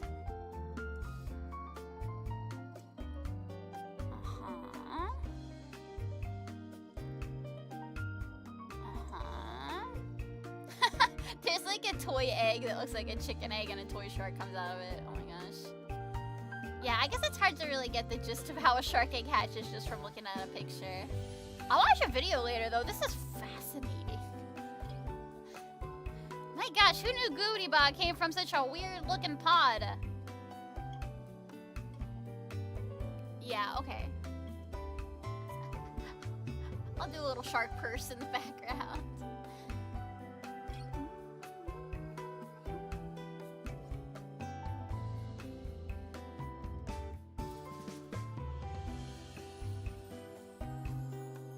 Just like a little...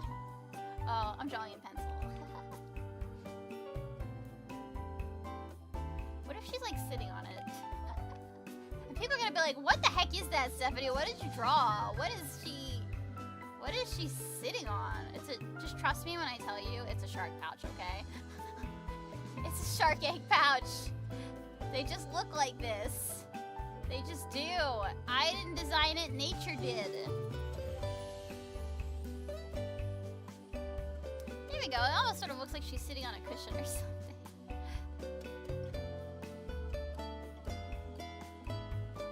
What time is it now? Let me see. I guess it's 1:24. Wow, have I really been streaming for an hour and a half? Well, I had some very important announcements to make you understand. About Phoebe and my friend's radioactive nail polish. Just the important stuff.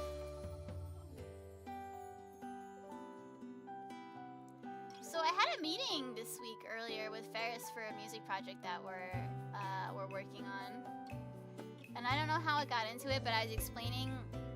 Ferris was explaining to me how they watch YouTube and how they just watch whatever the algorithm recommends them. Right, the nails were very important, Mama. Thank you for understanding. And I was like, why would you do that? Like, yeah, and Ferris was talking about, okay, so the algorithm just tries to figure out what's like popular and then shoves it in your face. And then I'm like, yeah, but then it steals like 15 minutes of your life for every video that you watch that you probably wouldn't have sought out yourself in the first place, right? And I was like, oh my god, this is actually just the plot to the first season of Sailor Moon, right? Because, think about it. Okay, so I was explaining. So Queen Beryl, who is the boss of the bad guys, literally just sits on her chair and waves her hand and looks at her crystal ball and is like, Zoisei, go out and collect energy from the humans. And Zoisei would be like, okay, well, what are the humans really into right now? There's a new hair salon open? Okay, so, like, everybody wants to go to the salon. I'm gonna plant one of my bad guys there. And the bad guys are gonna suck energy out of the people. So it's just like the YouTube algorithm. Queen Beryl's lackeys, minions, are just like the algorithm. Because they figure out what's popular, and then they suck away your life force, basically. Right? I mean, sometimes the algorithm is good if it's all VTubers, but I don't know. You still lose minutes off your life watching things, right? So, yeah. And then, like, yeah, what would happen would be like, thank you for enjoying my brain. What would happen would be like, Sailor Moon would be like, in her civilian form as Usagi, would be like, wow, all my friends are getting haircuts at this place and they come out looking really tired and I don't know why, but that's fine. I still want to get my haircut, and her cat would be like, are you freaking serious? We're supposed to be saving the world right now. And Usagi would be like, I just want a haircut really bad, okay? Because everybody has these cool haircuts. So she'd go to the hair salon and it turns out that the person giving haircuts is an evil monster that sucks your energy and it tries to suck her energy out. And she's like, oh my god, that was a bad guy all along. I have to transform and defeat the bad guy. So she would throw her tiara. Yeah, exactly, right? They figure out what people like, and then they suck out your energy. The end. But we all need a Sailor Moon in our lives sometimes to save us from YouTube, right? I hope you all have a Sailor Moon in your life who can save you from YouTube when you need it. So yeah, she'd throw her tiara at the bad guy of the week. Like, this is like the tertiary monster, you understand, right? Like like Zoisei and Kunzai and those guys, like, they were like the secondary lackeys to Queen Beryl, who literally sat on her butt and did nothing the entire show, right? Until the final battle. And they would have to, like, put out more bad guys and, like, get energy. But Queen Beryl would be like, you know what, Zoisei, like, Sailor Moon keeps kicking your butt, and I'm really tired of you not getting enough energy, and I think I'm just gonna kill you. So she does. You know? It's a little distressing, honestly. Like, I don't know why you would want to work for Queen Beryl and her evil kingdom if all she does is, you know, kill people if they don't meet their quota, which actually that is the plot of Lethal Company, if you think about it. So the YouTube algorithm, in conclusion, is just like the Dark Kingdom from Sailor Moon, because it finds out what's popular and uses it to suck out your energy, which in turn is, you know, run by Queen Beryl, who makes people collect stuff for her until she no longer is getting enough stuff from them, which is basically just like the company from Lethal Company. So all of those things overlap. Okay, there is a big Venn diagram, and it's like Sailor Moon, YouTube, and Lethal Company. Okay, you understand now? That's a very important life lesson I think you all should know. Okay. We have discussed this. This is important. I mean, you might need to know this someday. That's all I'm saying. But, you know, I don't want to impinge on my picture of baby Goobity-Ba coming out of a weird spiral-shaped shark pouch. So, let's get to work on that. Let me pull the color from, like, the outline color from my Mikochi picture here. Ta-da!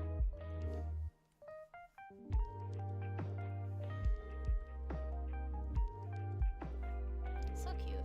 So, the Dodgers, right? They won the World Series. All because of Goobity-Ba. Can you imagine being able to put that on your resume? Like, helped the Dodgers win the World Series through the power of VTubing and anime girls. But, you know, I was actually thinking about the Dodgers collab yesterday, too, because they didn't expect it to be such a popular event.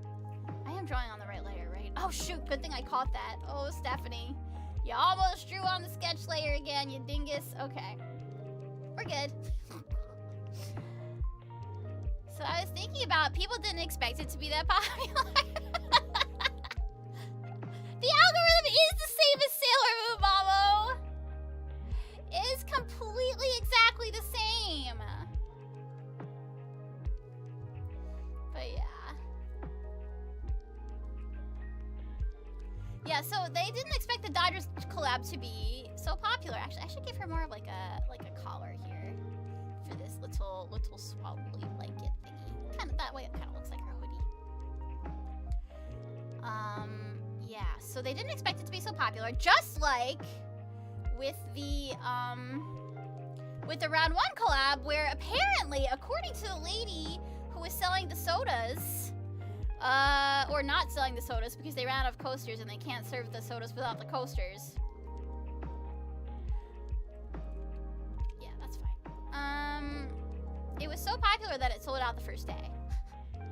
When will they learn? When will these people collabing with Hololive learn that they need to order more of the merch and more of the stuff, because everybody is gonna want it? And I want a Mogojon for my living room, and I want to feed her natto every morning and smile at her, and I can't have her because some mean scalpers came on the first day and took all the Mogojons, and all the Walters, and all the Fubukis, and all the Goobity-Bas, until there's nothing left for myself, Minnesota. It is cool though, yeah, that like, because like, typically I feel like anime and weeb culture is still kind of niche. Like, there are definitely popular anime that like everybody in the mainstream knows about, right? Like, everybody knows Attack on Titan, everybody knows Naruto, like, you know. But there's some stuff where you're like, oh, this might only appeal to like a certain subset of fans, so I don't know. But Hololive has gotten big enough where that if they hold some kind of collab event anywhere in the United States, the merch will sell out, the lines will wrap around the building thrice, and my local Round 1 needs to order more of those plushies and drink coasters ASAP, because I wanted to drink my Fuwa water out of a Moko cup, and I did not get my wish. Dragon Ball and the Macy's Thanksgiving parades? Holy moly. Yeah. Why would the scalpers do this to me specifically? I know they want to make money, but don't they know I want Mogojon in my living room? I just want one. Is that so much to ask? And I don't want to have to pay $300 for her on eBay. I love her, but like, at least let me let me waste $100 on the crane machine trying to get her instead of wasting $100 on some mean scalper who's making thousands of dollars. Like, man, I get it. It's a tough economy. But we need VTuber plushies, and we have to share them. I mean, that's how I see it anyway. Yeah, like, I know supply and demand, blah, blah, blah. And, like, if someone wins them out of the crane game themselves, like, you can't really take it away from them, but... Oh, I know. So, like, actually, my friend Potato and his partner Rena, went there on the first day, and they did get a Fuwawa and a Mogojon, respectively. And it's kind of funny because they dressed up in, like, color-coordinated outfits that matched their plushies that they had with them. They were playing with them at karaoke. It was so cute. I got a video of them doing that. But yeah. See, that's the thing with this kind of limited edition merch, right? Because it's so limited, people who have the means to will buy it or win it, I guess, in large quantities, and then take advantage of people who aren't able to get it right away. It's sad, but I guess that's just the way the world is. I wish I could fix it. If I was Sailor Moon, I would throw my tiara at those scalpers. I'd be like, in the name of the moon, stop taking all the Fuwawas and the Mogojons! Other people want them, especially me! Like, but I'm not gonna be greedy about it. Like, I just want one. I just want one. I know that there's other merch that I could get to. My wish, if I get 2 million subs as a contractor, is that they make a warehouse in the United States so that shipping doesn't cost so much for merch so I can buy more merch. I don't actually get a 1 million sub wish. I'm being delulu, by the way. Like, I don't know. That's true. I mean, if people are really good at the crane game, I have, like, at least 2 friends who are good at crane games, and I don't understand it at all. My friend Freya is pretty good. Like, she can usually get something in, like, 5, 6, 7 tries. Here's the thing, though. Rosie is on a whole other level. She went with us after Northwest Idol Fest this year, and Freya was having trouble winning this Keto-chan plushie. They were doing, like, a Cardcaptor Sakura thing. She really wanted a Keto-chan, right? So Rosie was like, oh, let me give it a try. And she got it for Freya on the first try. And then she was like, oh, there's another one too. Maybe we can get matching plushies. Like, she got like a different Keto-chan for herself. And she got that on the first try. And I have a picture of them together with their plushies. And it's very cute. Well, there's our baby shark. She was pretty easy compared to Mikochi. She's so pathetic looking. I just want to pick her up and put her in my shelf. I love her. She's perfect. Okay. That was number 16, baby. This has been a Stephanie production.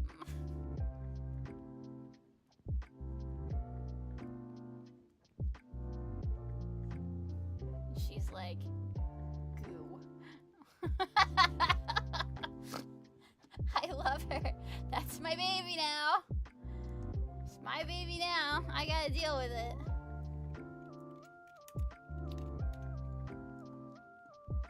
Okay. So what's next for us, I wonder?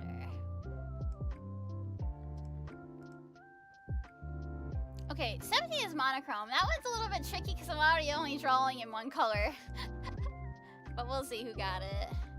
Oh, Shiori! Okay, well that actually fits her perfectly. I don't know how to make Shiori any more monochromatic than she already is, actually. We'll figure it out. Wait, what if I did like just like a shadow of her and it's really creepy and all you can see is the eyes? I think Shiori would love that. That's what I think. Oh wait, we got suggestions in the chat. Let me take a look. Draw her as a mime. Oh my goodness, that's so silly. Kind of looks like Ditto is eating goob. Yeah, kind of. She'll be fine.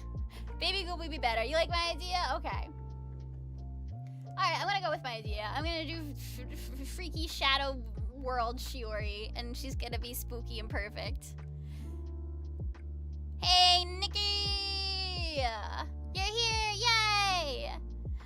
Okay, well that's alright. I even appreciate you just stopping by for 5 minutes, Nikki. It's always just nice to hear from you a little, you know? Okay, so, gotta look up Shiori.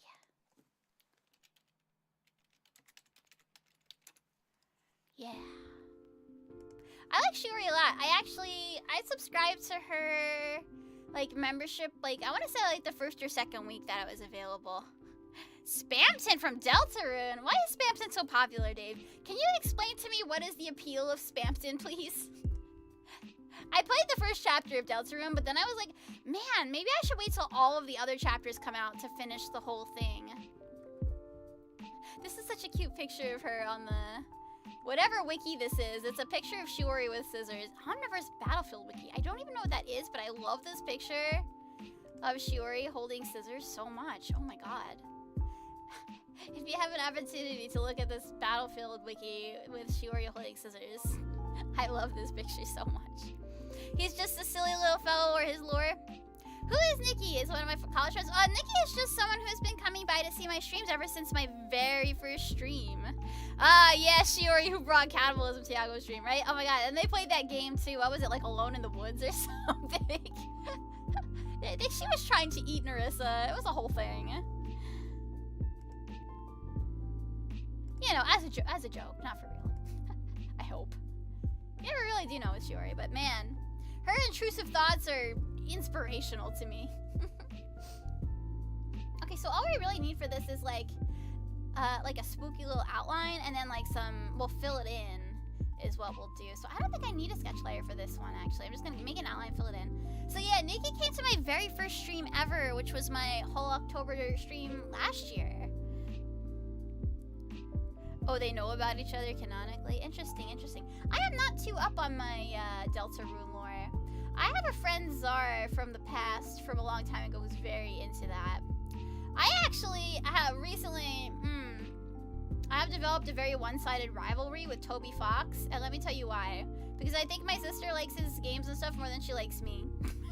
And I'm like, hey, I write songs for Hololive too. I think oh, not the actual songs, just the lyrics, so maybe not as impressive as Toby Fox. But don't you love me more than you love Toby Fox? And my sister's like, why are you asking me this? Yeah, chapter 3 and 4 will be around. No, I'm not. It kind of looks like that with the roundness of the head, though, right? It's just a little Shiori. It's just a spooky little Shiori. I'm trying to figure out like what is her overall shape. Yeah, well, you know, I think I will, even though I am mad at Toby Fox because my sister, I think, likes him more than me. They're coming soon, definitely 2025. Okay. Even though I'm mad at Toby Fox for stealing my sister's friendship away from me, or whatever, I will still play his games because he's good at making them. Gosh darn it, Toby Fox. One day. You know what if I put her hands out, like, and I gave her, like, claws? I know having claws is more of, like, Fuwawa Moko-chan's thing, technically, on their costumes, but I want to give her, like, claws and a creepy smile, and that would be so perfectly her for Shiori.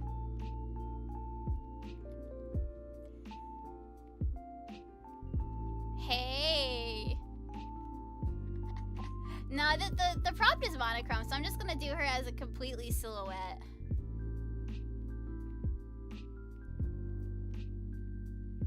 With spooky claws and a spooky smile. But yeah, I did subscribe to her membership like the second week was out. The first week I was having trouble figuring out how to do it because for some reason my YouTube app wasn't letting me, it wasn't showing the like subscribe button or whatever. Not subscribe, what do you call it when you like have membership? Join? I guess the join button was not showing up. But yeah.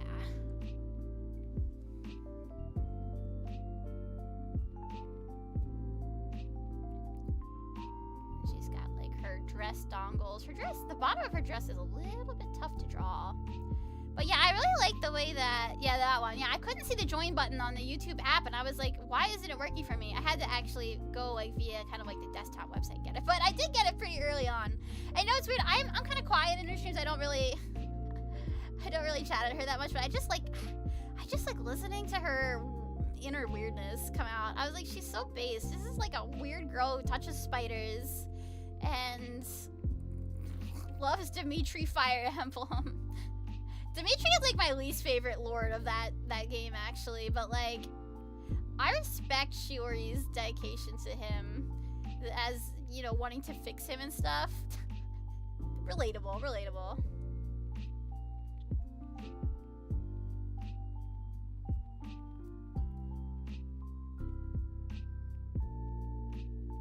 Oh gosh, you know, Nintendo fan, I don't really believe in revenge.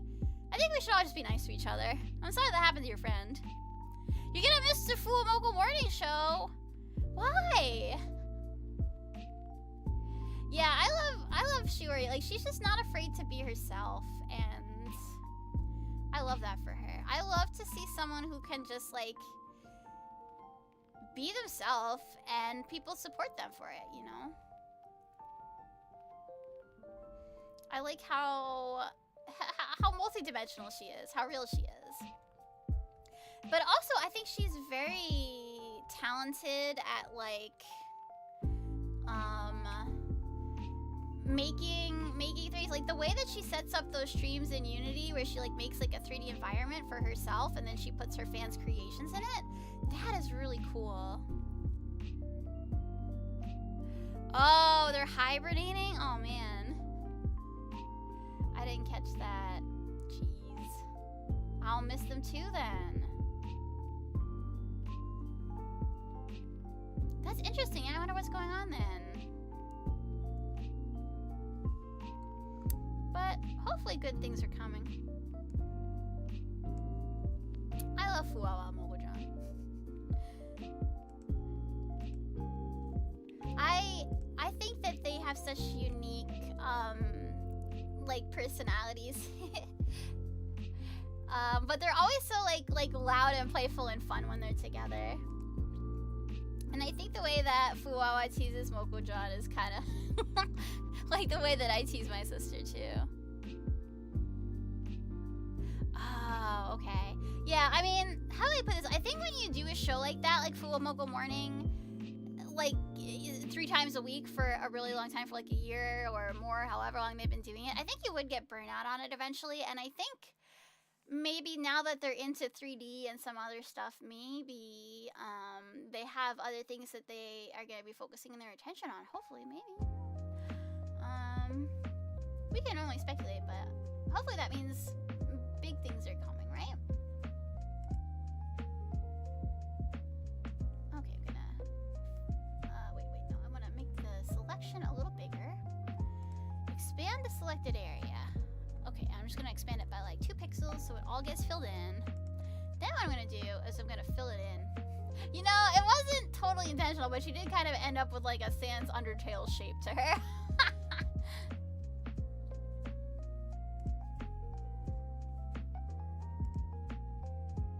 Yeah, you know what? They definitely were the longest running news type thing. R.I.P. Asakoko. That was another banger show. Gone before its time.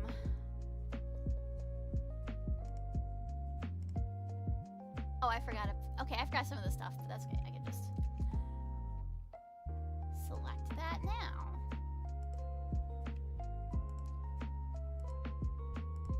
There we go. Beautiful. Okay. My spooky Shiwowi. I love her.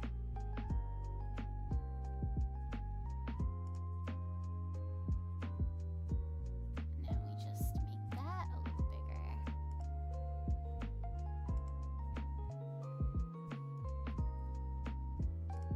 But yeah, I think doing the same thing, and also the fact that for a news show, right, you do have to like kind of be like constantly vigilant, looking out for new things to talk about like every day, because obviously, I mean, the news changes every day. Let's see, why is I'm getting a little bit of the white border on that, but I can fix it. I'll just color it in. trusty pen. Oh, because I filled in the wrong... No, I didn't fill the wrong layer. Okay, I just gotta kind of manually fix the pieces I missed. That's fine.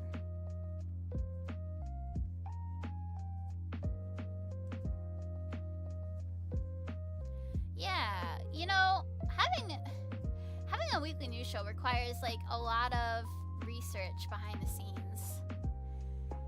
So I respect anybody who can do it for more than a couple weeks at a time, honestly.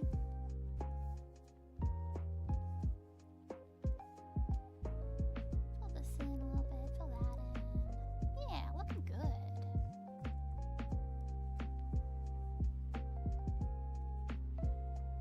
Yeah, I think this idea came out nicely. Only because Shiori is so perfect for this sort of thing. So now what I do, okay, let me combine these layers together, and then I'll make like a layer where I draw with white on top just for the spooky smile and the the spooky eyes. There we go. And I'm gonna save it real quick. 17 monochrome. Perfect. I love her. My spooky girl.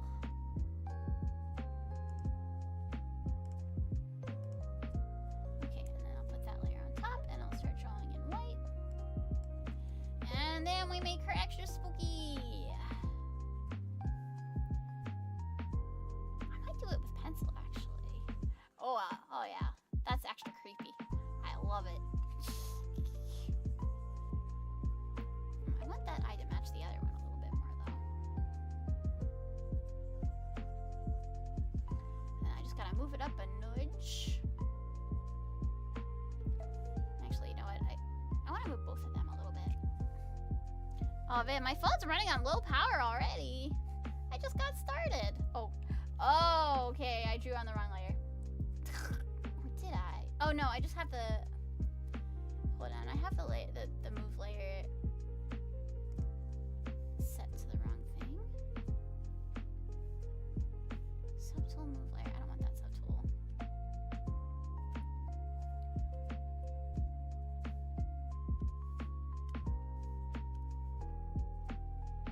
Is it taking the other layer? I'm a little bit confused, but okay, let's just do it like that, I guess. There are some things about Clip Studio Paint that are still a mystery to me. Yeah, this one, I like having quick and easy ones, like this one at Baby Goobity Ba. And then I can go ham on some of them, like Pikoshi, that's fine too. A little bit higher. There we go. Okay. And then I make the spooky smile. Oh yeah, you use Krita? Is that another paint program? I am most familiar with Clip Studio. I've used Photoshop in the past. But, oh wait, I didn't want pen. I wanted the crayon looking thing, the pencil. There we go. And I've also tried Paint Tool Sai, which is a little bit more... what do you call that? Like it's affordable, but I find Clip Studio Paint is the most easiest for me, even though there's still a lot of things I don't know about it. Okay, there's my smiley happy girl. I love her. Alright, I'll write up here. Yeah, I know, Adobe gets so expensive. It's kind of predatory, so I get that.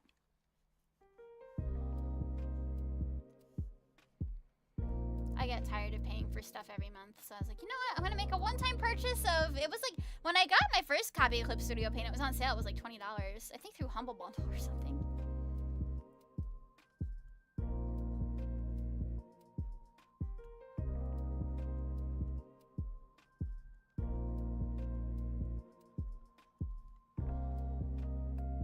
You're happy that I'm a Nintendo fan? Okay, I respect that.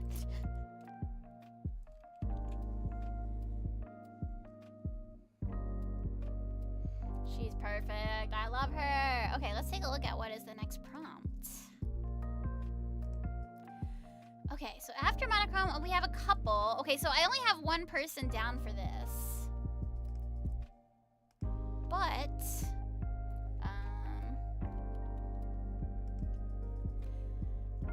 figure out who they're in a couple with, I guess, after I see who they are. It's like the random number generator picks the first one for me, and then I pick the second person. Okay, it's Iris. Well, I guess it's pretty obvious who I would have as a couple with Iris. Her one and only Minecraft wife, who she then divorced, but don't worry about it. Oh my god, Mamo knew it before I did. I call shenanigans. Are you psychic? Oh my god, it's not like you possibly could have read the list that Yofi made or anything like that. Okay. Making a new one. Let's make some Beirus. Maybe they could be like going on a movie date, eating popcorn or something.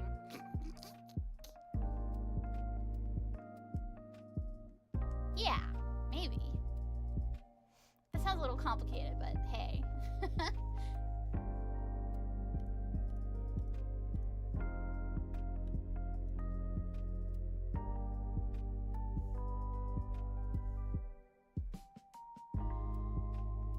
I'm gonna use my pen tool, start sketching.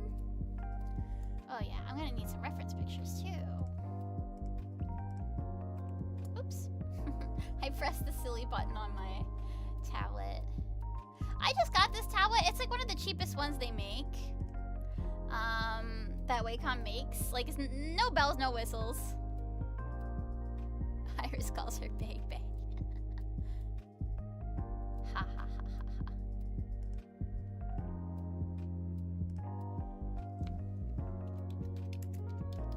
I want to do small versions because they look so silly. I'm gonna try it. I'm gonna try drawing the small versions. Come on. Iris small.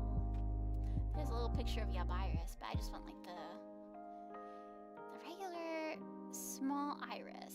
Yeah. Hi John, how you doing? I'm just getting started on number 18, so I'm gonna draw Bay and Iris going on a movie date. And they're gonna be small and tiny. Yeah, okay, I think I've got some good enough references here.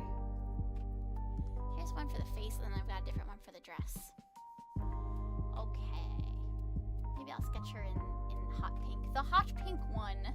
That's what I put her as on my list of girls that I had randomized.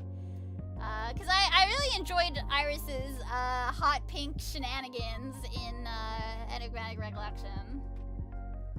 That was probably... I gotta have room for both of their heads. That was probably one of the... Like, how do I put this? Like, she was a great villain for Jonathan's story, but you could also tell she was just having a lot of fun messing with people's relationships and, like, collecting wives.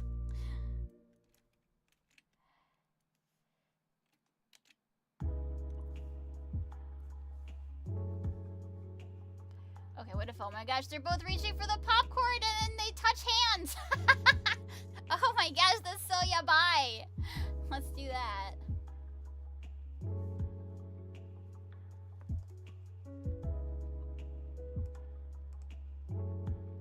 Okay, I'm gonna close on some of my extra tabs that I don't need. There we go.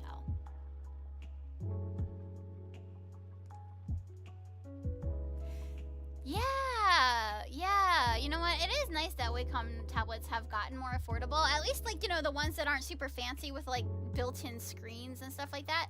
Like, I think some of the ones, like, the one that Ina uses, oh my gosh, like, it's so cool, right? And it works with Clip Studio Paint.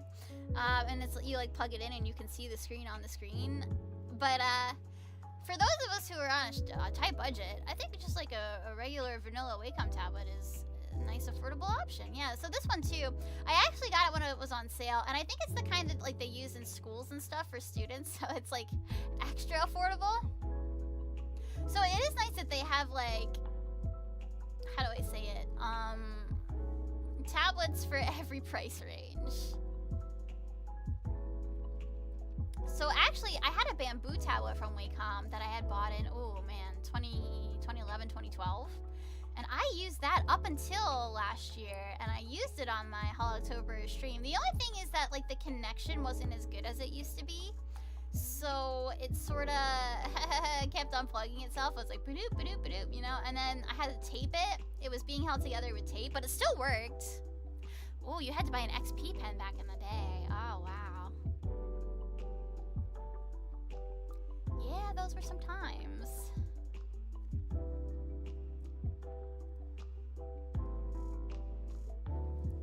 Yeah, digital art has changed a lot. I remember actually there were some tablets for art, and they were like huge. They were enormous. Like they were probably the size of a computer monitor, which I guess would give you like a nice one-to-one if you were trying to draw that size. Yeah, Wacom used to be not so budget. Okay, so if you're like, okay, so here's the thing. Here's like the shape of her, and then she's got like an arm on the armrest, right? Because they're at the movies. Yeah, that's true. Even monitor tablets are cheaper than they used to be.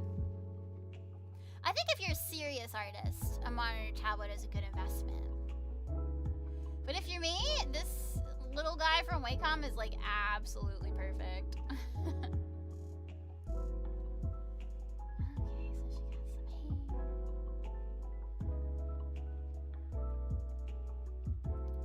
So Iris is one of the talents who lives in Japan, and so is Bae. Which is cool. Nice to live in the same country as your wife. That must be really interesting.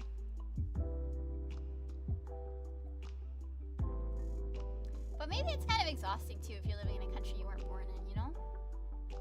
Well, my sister does that too.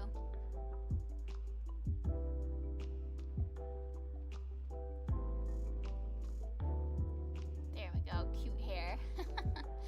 For a cute Nephilim. Doesn't she? I thought she's... Yeah, I'm pretty sure she said she moved. Or was in the process of moving. I think she said, like, it just didn't make sense to have to keep flying back and forth so many times a year. Which is cool, too, because I think she then gets to spend more time with, like, Callie and stuff like that. Australian rat. Yeah, she's an Australian rat outside of Australia now, I guess.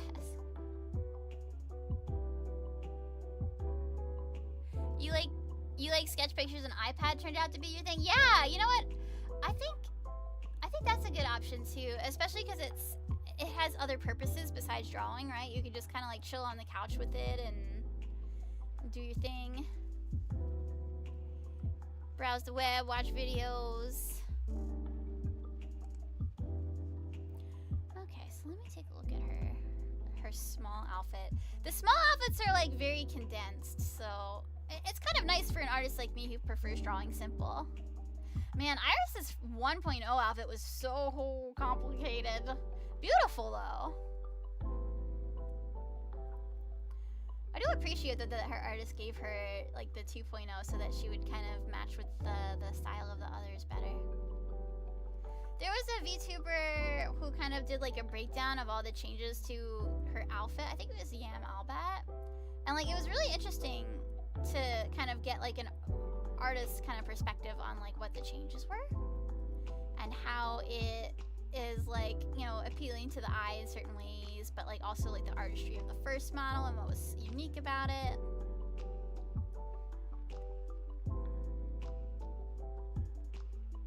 For your model to be gone? Well, I don't know. I don't know what I mean. Oh, shoot, I disappeared. How did I disappear? Oh man, what did I do? Oh, Stephanie, what have you done?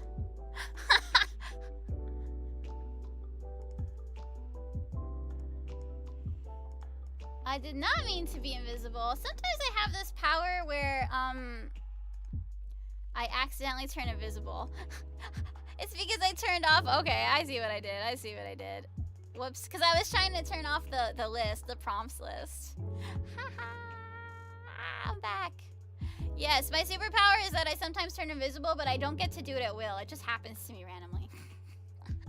Or by accident, as it were. Okay.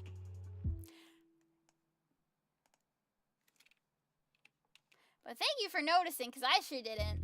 It's hard when you're multitasking sometimes. Yeah, oh my gosh, a new power. Wow, has any mutant ever had 2 powers? That's weird. You do all your writing on an iPhone now? Actually, I respect that. I kind of do that too, actually.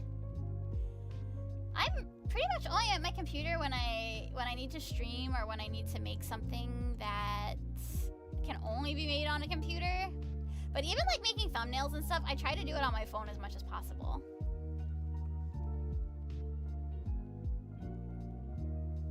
Okay, actually the flower could be a little bigger. Let me just... There we go. Yeah. And then we got this. Perfect, perfect. Okay.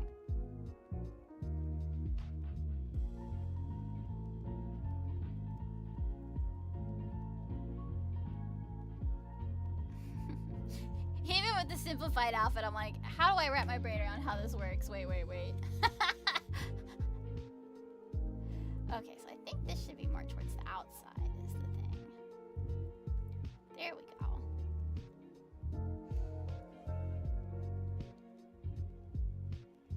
But yeah, I read all my emails and stuff on my phone outside of work too.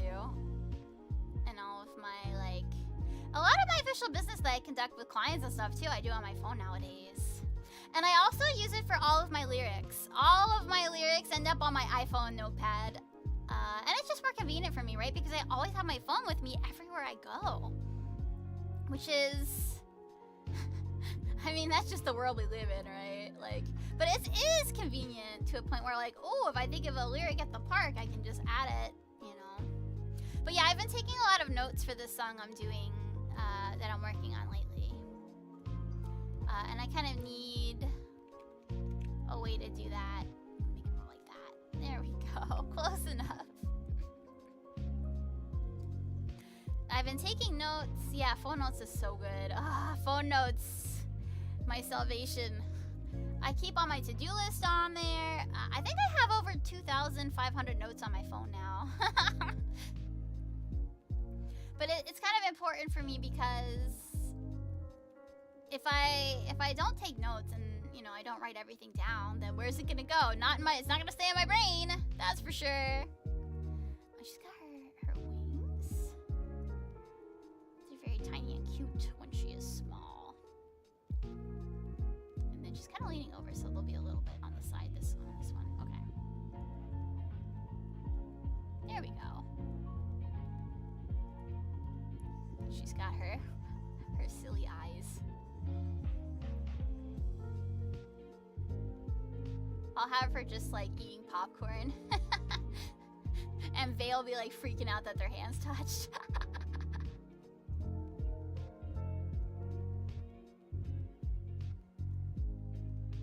Okay, how do I do that? I need it to be a hand there, so I need the popcorn to be like kind of here. And of course you could tell it's popcorn if you put stripes on it. Otherwise, actually it kind of looks like a muffin, doesn't it? Well, trust me, it's popcorn, okay? Man, I'm gonna show this to Staff-san, and they're gonna be like, why is Iris and Bae touching a muffin? And I'm gonna be like, listen, Staff-san! Obviously it's popcorn. I'll even put some, like, popcorn crumbles on the floor there. Hi, Gyaruko! Yokoso! 今日は、落書きチャレンジをしていますよ。楽しいけど、書くをするはちょっと難しいでしょ。It's hard to draw, but I love doing it anyway. Okay, now I shall sketch Bae.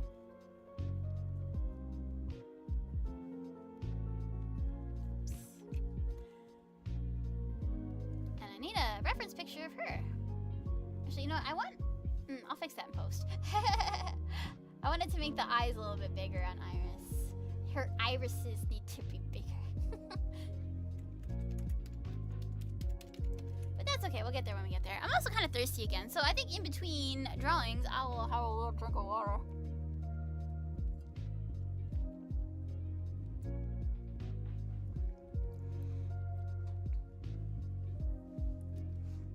So the song I'm working on now obviously I can't talk too much about it because it's not out yet. But it's got more of a story to it, so I'm making like kind of like story notes on my phone to go with the song. And it is for a new client that I've never worked with before. So I want to make sure that I have like a really strong showing, you know. I always try to give it my very best for all my clients. But sometimes the ease of it is I think it varies sometimes from song to song. Some songs are more in my wheelhouse, like anything Broadway, anything Idols. And then some of the songs like, oh, this one needs to be cool. It needs to be like hip. Then it's like, okay, I have neither of those things, but I'm gonna give it everything I got, you know?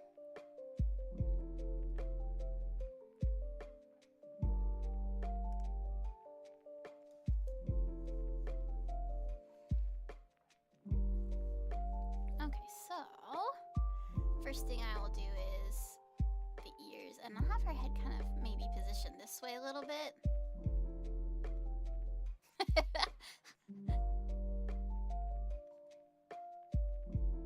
There we go. Perfect face. 2 circles or a rectangle to make surprise face. Are you taking notes, class? Okay, you get the little mouse trappy on the ear. Doesn't that hurt? Don't you think that hurts? Or is it like an earring? I don't know. Like a clip-on earring that just stays on forever. B's got a lot of energy. Freya said that she has a crush on Bae. She likes her energy. I can understand that.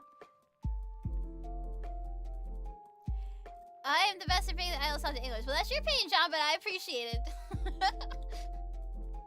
There's a lot of really good lyricists that I look up to a lot who do idol stuff in English. Phoebe is one of them, actually. Like, even though I do lyrics for some of her songs, she actually writes quite a lot of her own, too.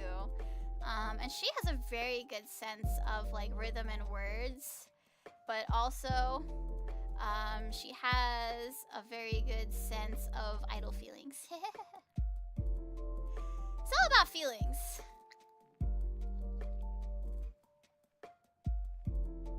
Bae has like cheeks, like visible cheeks when she's small. That's very cute. Man, Bae's dancing is next level. I'll probably talk about it in my slideshow presentation about my Japan trip, which I should do soon before it's time for the next fest. Yeah, it's definitely a vibe. I think it's in English. It's like halfway its own thing, like halfway like just like anime feelings, and halfway like the kind of sound you might expect from like musical theater or something, where everything's very precise and rhymey.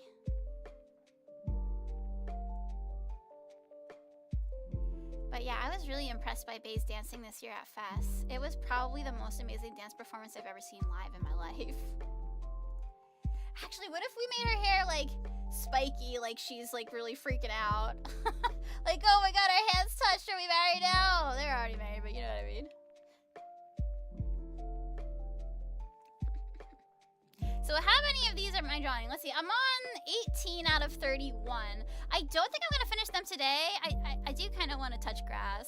Yeah, so not every song has to rhyme, just like not every poem has to rhyme. And I think with things like pop music, you definitely can get away with like a more, a loose rhyme scheme. But I try to use perfect rhymes whenever I'm doing something like musical-like or idol-like, because one of the great lyric writers of our time, who passed away a few years ago, Stephen Sondheim, I talked about this a little bit in my lyrics writing stream, but he had like a hard and fast rule that like there needs to be the satisfaction of a perfect rhyme in musical theater, because it just hits your brain a certain way.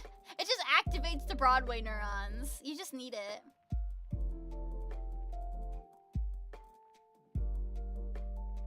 Okay, so here's where her arm is, and then let's see, I need her to be kind of facing this way a little.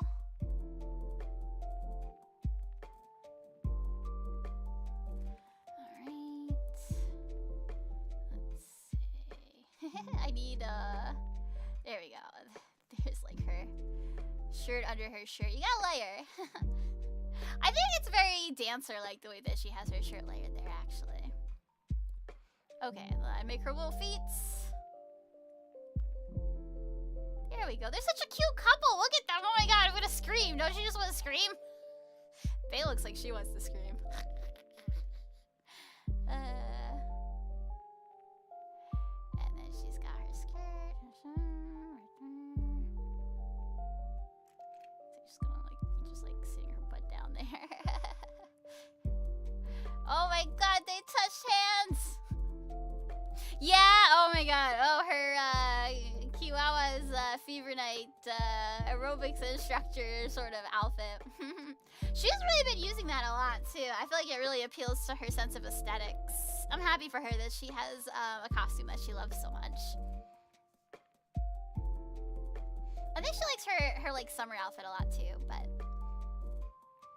yeah, having more casual outfits to just hang out in is cool. And then she wears her like altar outfit whenever she's doing something RPG like, which also I like a lot. Yeah. Okay. She got her belly button right there. There we go. All right. I wonder if I should have made her a little chunkier because she's the small size version. I'm gonna widen the bottom of this actually, so it kind of is the same width as the one that I have for Iris. Okay. File. Oh, what do I do again? Wait, don't tell me. I know where all the tools are. Edit. Transform. Free transform. I'm just gonna scale it actually. So there we go. That's a little better. Okay. Perfect. Alright, so that's it for my sketch layer, I think. Yeah. Now I'm going to make this a little bit more transparent so that it distinguishes the layers from each other. And make my top layer my lining layer. Oh yeah, the straw hat outfit. Yeah, that's like her summer, her casual. I love that one too.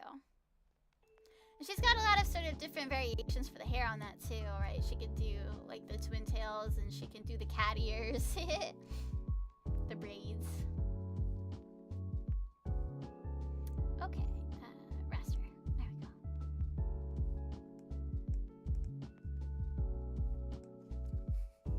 Come on, let me pick a color picker. Just pick the color picker. Why is it doing this to me? Oh, because I have to name the layer. Duh. What if I just wanted to be called Layer 2 Clip Studio? You ever think of that? You ever think I don't want to think of a name for my layer? Because I don't. Okay.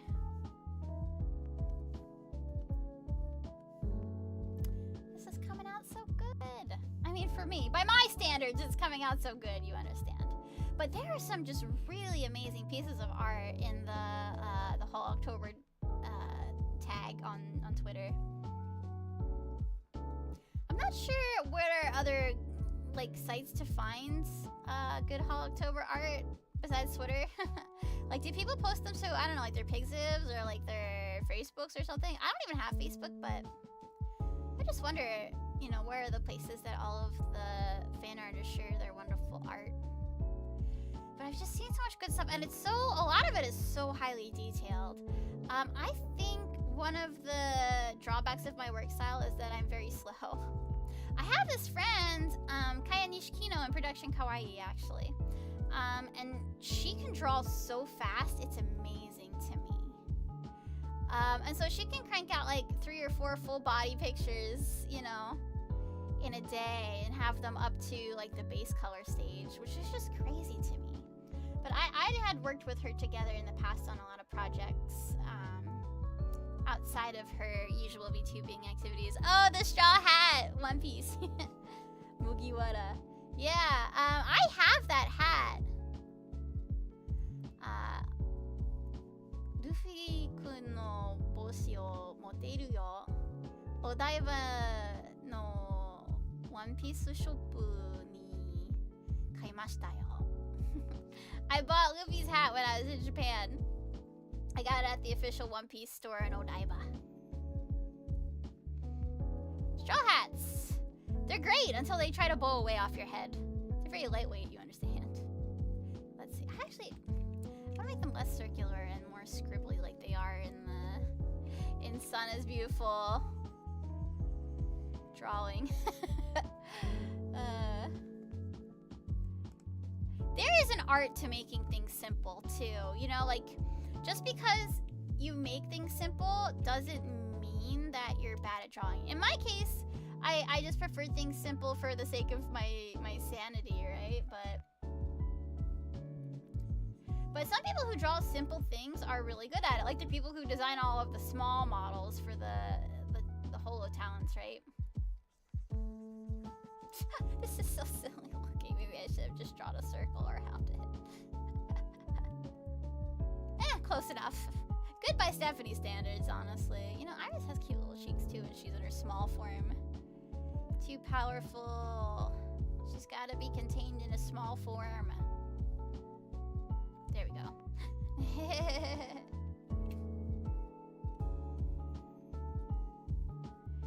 Okay, and then we're gonna draw her.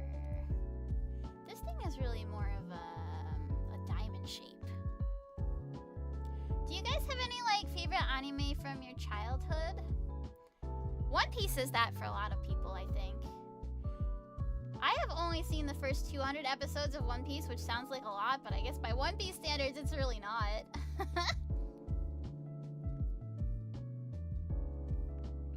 I think my favorite childhood anime, I like Sailor Moon a lot, obviously. As I've just lectured you all on the philosophy of the algorithm and how it's basically the bad guys from Sailor Moon. But I think Sailor Moon was like a hero to me personally because she had so much goodness in her heart, and she didn't like fighting, but she always figured out a way to make it so the most amount of people would be okay, you know? Back to work. Okay, Nikki, have a great day at work. See you later. Bye. I remember the wave button, you guys. Are you proud of me? I fumble a lot for the expression keys. I even have this little notebook on my desk where I wrote down what the shortcuts are. Like I drew pictures of like little faces in the same arrangement as my number pad keypad. But I still fumble a lot with that.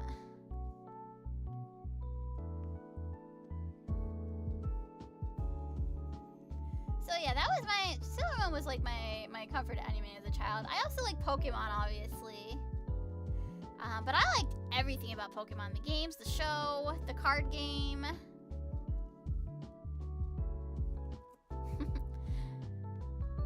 Pokemon is just a whole thing. I know there were kids who lived in the house behind me who got Pokemon cards before the rest of us did because they had like a foreign exchange student from Japan living at their house.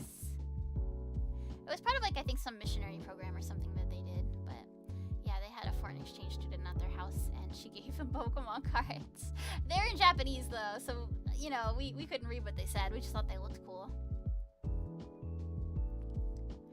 Yeah, I had pretty much all of the decks from the starter pack. But I'd be curious, like what are the childhood animes for like Gen Zs and stuff, right? Gen Zs and Gen Alphas. Like, what is their childhood anime gonna be? You know, is it gonna be Yu-Gi-Oh? Is it gonna be Beyblade? Or I guess One Piece has been running long enough that it could be multiple generations childhood anime, but it feels like it would be... It might be a little challenging to get into it in the middle, but then again, it's like, if you see a show that you love and you're like, oh, I wonder, like, where you know, like, what were the first, like, 25 story arcs of this, and then you go and you read the manga, right? I was kind of like that with Sailor Moon. Obviously, the manga and the show had both ended in Japan already. At the time that I was consuming Sailor Moon as a child, actually, the manga had not finished its print run in the United States yet. That's how old I am. It actually came out in like a monthly magazine for a while. And, you know, they would also publish like individual comic book issues, sort of like the way that like a Superman comic or a Spider-Man comic or whatever comes out in like an individual issue. They actually publish them like that. Oh, My Hero and Demon Slayer. Man, those are kind of dark. So I feel like, too, a lot of kids in like the generation after me were really into Bleach. And like, that can be, I feel like, a little on the dark side. But like, man, Demon Slayer is like super dark. for kids. Oh, you grew up on Dragon Ball too? Okay, yeah, so millennials too actually had a lot of Dragon Ball in our lives. So that's something we share in common. And yeah, One Piece. One Piece was like a little after my time. I think I was, when the Japanese version came out, well, when the Japanese version came out, I think I was still in elementary school. But by the time it came here to US Shores, I was in high school already. So like that and Naruto kind of came around when I wouldn't say I was aged out of anime. I just was like watching different type of anime. That was like my cute girls doing cute things phase, you understand? That was when I was all about Azumanga Daioh and stuff like that. But yeah, Prince of Tennis is good. I think too, depending on what country you were in, your childhood anime might be different. Like people in every country besides America, the United States of America, know Captain Tsubasa, the soccer anime. Like all of the Latin American countries know it. All of the European countries know it because they're huge on soccer. So it made sense for those countries to import Captain Tsubasa. And you know, we did not get the anime subtitled or licensed or the manga or anything for a really long time. I don't think it was until like the mid-2010s till we got any sort of Captain Tsubasa stuff here in the US.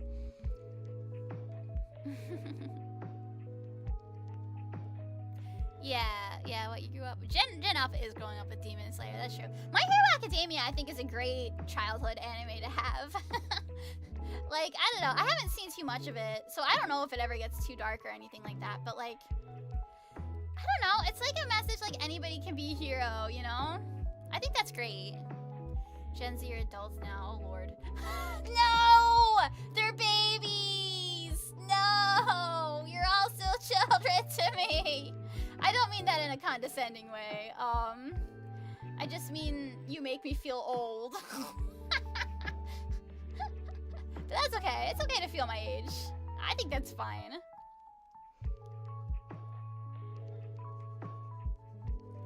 So there's, yeah. And then a Pokemon could also be any generation's anime. I feel like a lot of the people who are adults now, kind of like that I work with, kind of grew up in like the Diamond and Pearl era. And that's crazy to me because that was like when I was in college, but I still love Pokemon. I would not give it up. There actually was a kind of an abundance of Pokewalkers on my college campus when Heart Gold Soul Silver came out, and that made me happy. Yes, I have your sweet old auntie.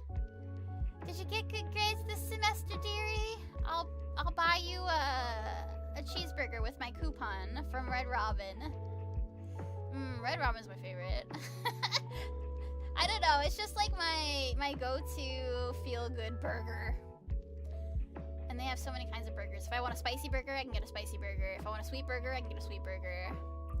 I'm in the royalty program. Every time I buy 10 cheeseburgers, I get a cheeseburger free, which is not good for my heart, but it's good for my heart. You know what I mean? It's not good for my physical heart. It's good for my metaphysical heart.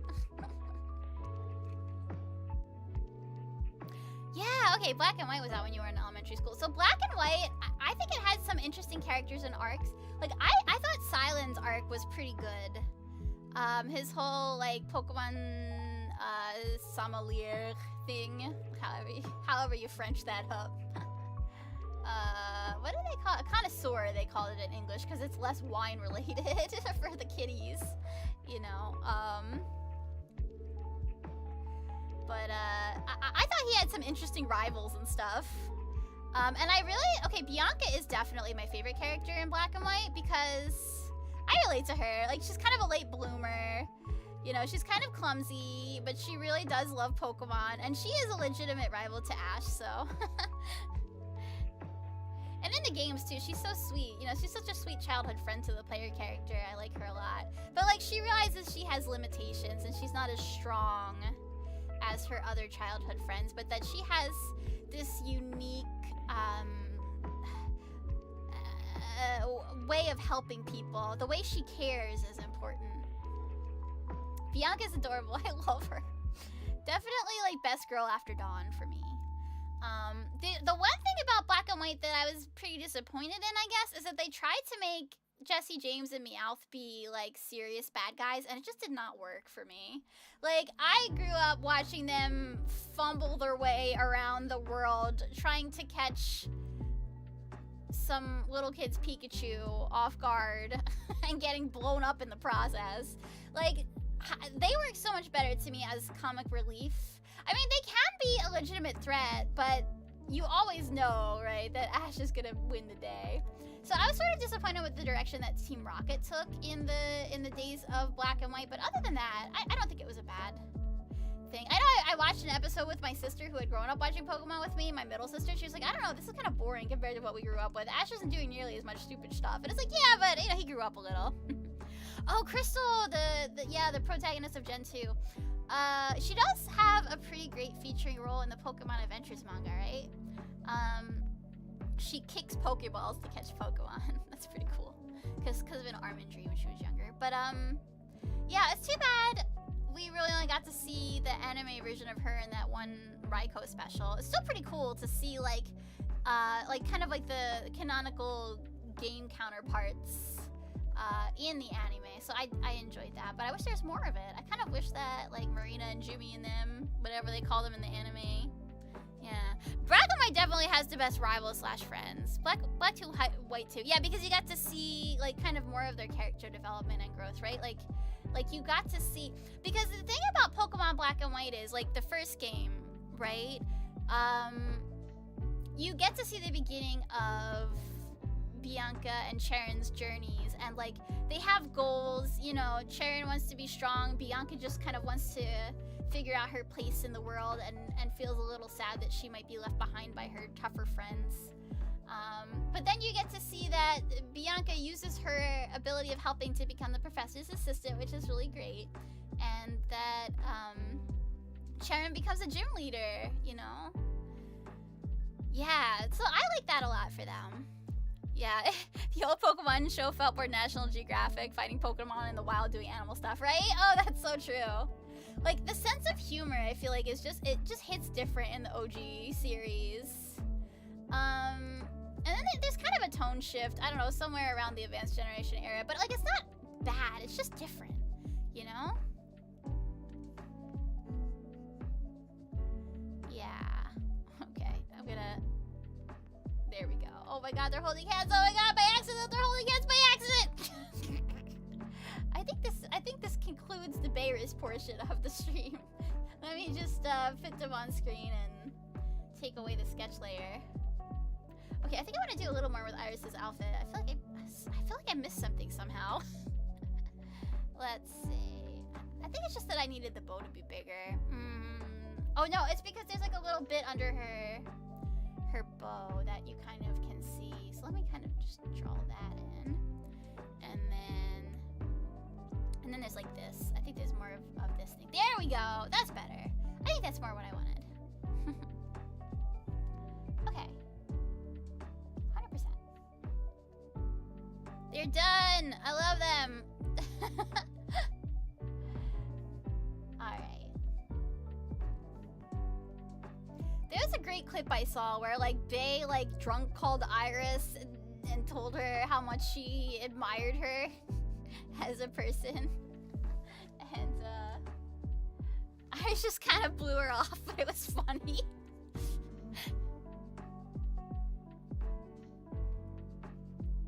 God, they're so cute. I just want to scoop them up and put them on top of an ice cream. Okay.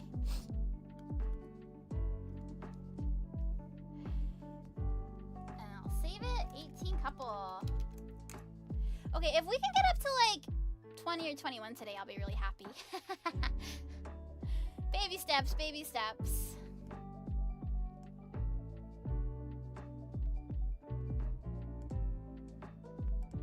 Alright, open a new file. They're multiplying. The whole October drawings are multiplying. They're gonna take over the world. Oh, well, I think Iris looks like she belongs now, actually. Yeah. Not sure if I have any, like, real specific opinion on, what is that, like, Anya or whatever. Like, she's got kind of a really unique to her design, but I don't know. I think they have gotten, as they've gone on, a little bit more, like, mindful that like everybody's gonna have to be on stage together, so they're gonna have to sort of look like they came from the same anime or whatever, right? I don't think it's a bad thing to have unique designs, but yeah, you have to figure out how to implement them in a way where like the 3D all kind of meshes up together, right? That must be a challenge, because I don't know if when they first started doing things, it was like a mash of like 3D people, 2D people. They, you know, it took a few years for them to get to have regular concerts and 3D lives and stuff like that, so. But now they know what direction they're going in. Alright, let me take a look at my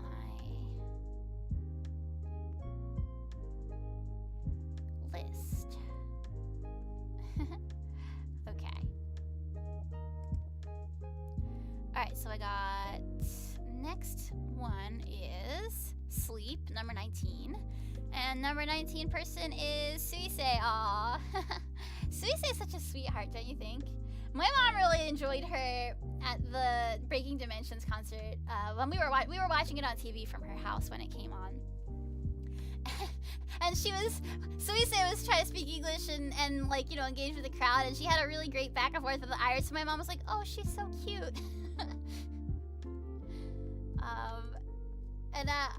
I think it was the first time that Suisei went to New York, and she went with her sister. So that must have been really special. But she's such an incredible performer, incredible singer. And she's got one of those stories, you know, where she was kind of an underdog at first. She was like affiliated with Hollow, but not all the way in Hollow. Before she was in Hollow, she had made her own model and was using it because she was so determined to be a VTuber. So I'm just gonna draw a cute little Suisei taking a nap. She deserves a little rest, you know? Just like curled up with her butt in the air. Like a cat? I don't know. I guess you would need to have more of a leg if you were a person.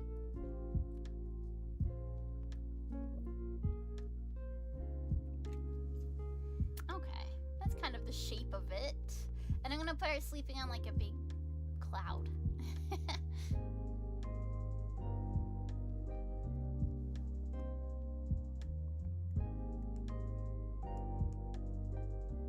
Yeah. Where's my YouTube window? I gotta be able to read the chat. Have I indoctrinated my mom? My mom still is very clueless about YouTubing. Honestly. Like, she doesn't quite grasp the concept. Gotcha. Yeah, she's a baby too, apparently. It's real baby hours up in here. But yeah, my mom wants to support me in my work, like that I do with lyrics. But she's like, what is this? Is this like a Disney princess thing? They look like Disney princesses. It's like, is this that Disney princess thing that you wrote for? I was like, yeah, sorta.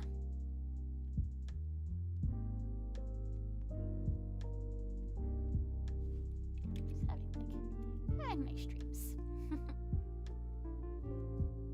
There we go. That's a happy face. Yeah, my mom, I tried to explain it. I was like, yeah, so like I have this friend, mom, and she's like a VTuber. When my friends first started becoming VTubers, she was like a tuber. I don't understand. What is a tuber? It's like, okay, well, it's not like a tuber like a potato. It's a tuber on YouTube. She's like, oh, okay, they're on YouTube and they're a tuber.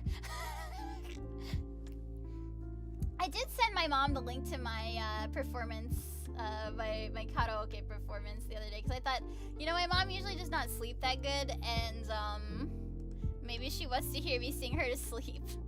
So I'll link her to it. And then I also linked her the time that me and my sister did a collab stream. Unfortunately, my sister made me take it down because she doesn't want her essence to exist on the internet. She doesn't want it to be saved. Like, she agreed to do the stream with me, but she's like, you need to delete this VOD. I don't want anybody I work with or anybody I know to ever see it ever. And I was like, okay, I have to respect your wishes so that you'll want to stream with me again. But, yeah. Gotta get my reference picture up.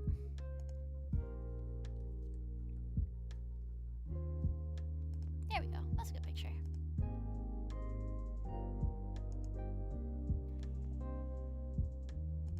Perfect. Oh my gosh, did you guys know that the Hololive website is a WordPress site? They made it in WordPress. I know this because I just right-clicked the picture of Suise and said open a new tab, and it's got like the WordPress logo. You know what though? Hey, if it works, it works. I don't think there's anything wrong with making your website in WordPress. It's just like, you know, you'd think that they would have some fancy person design it from scratch or something. I think it still does take a certain amount of like web design skill to make a good WordPress site, and they did. Whoever did it did it.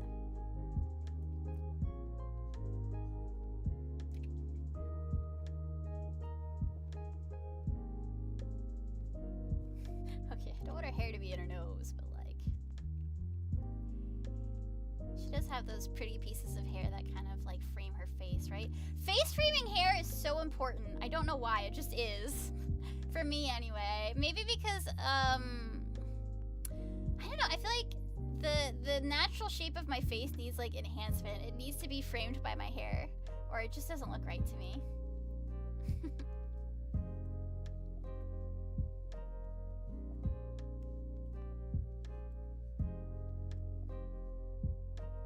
So the ponytail is on her right side, which is here.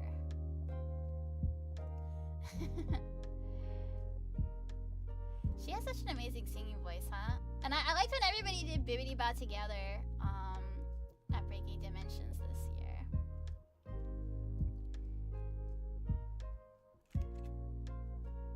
Maybe one of these years we'll get Me Comet at an EN function. That would be really fun. I just like them a lot.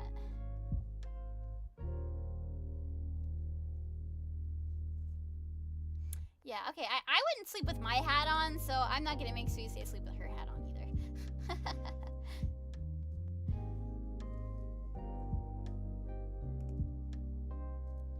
Yeah, you know what?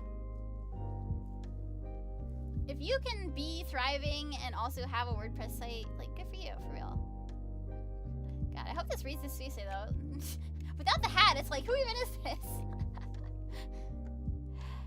I mean, she has other outfits, obviously, but she has hats in most of them. Okay, well, maybe if I put more detail into the bow leader, it'll be more distinguishable. Of course, I have to make her outfits, so let's do that. Let's see. Oh man, I'm gonna have to draw it like sideways. Maybe it won't be distinguishable. It's fine. Here, let me just drag this window out so I can see it better, and then I'll close down the one with Iris because I'm finished that one. Okay.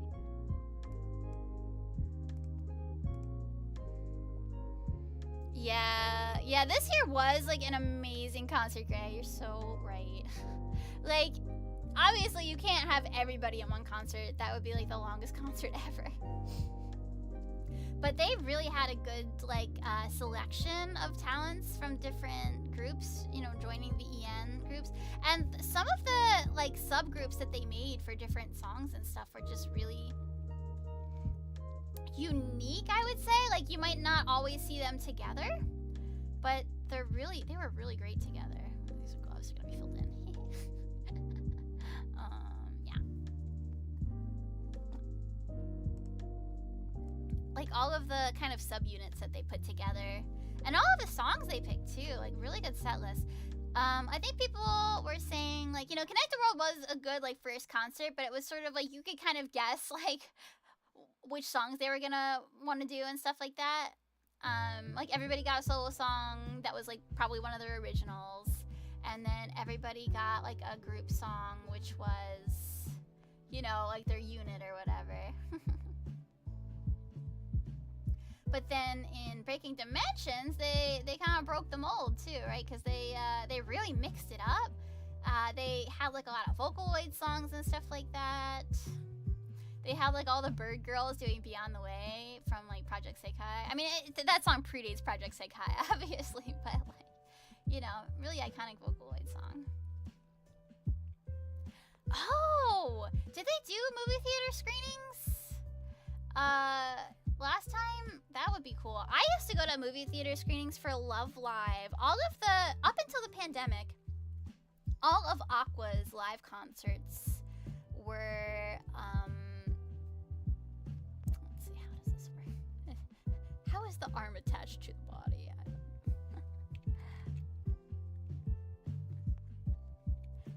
hard to imagine what this outfit looks like in this position specifically. I'm figuring it out.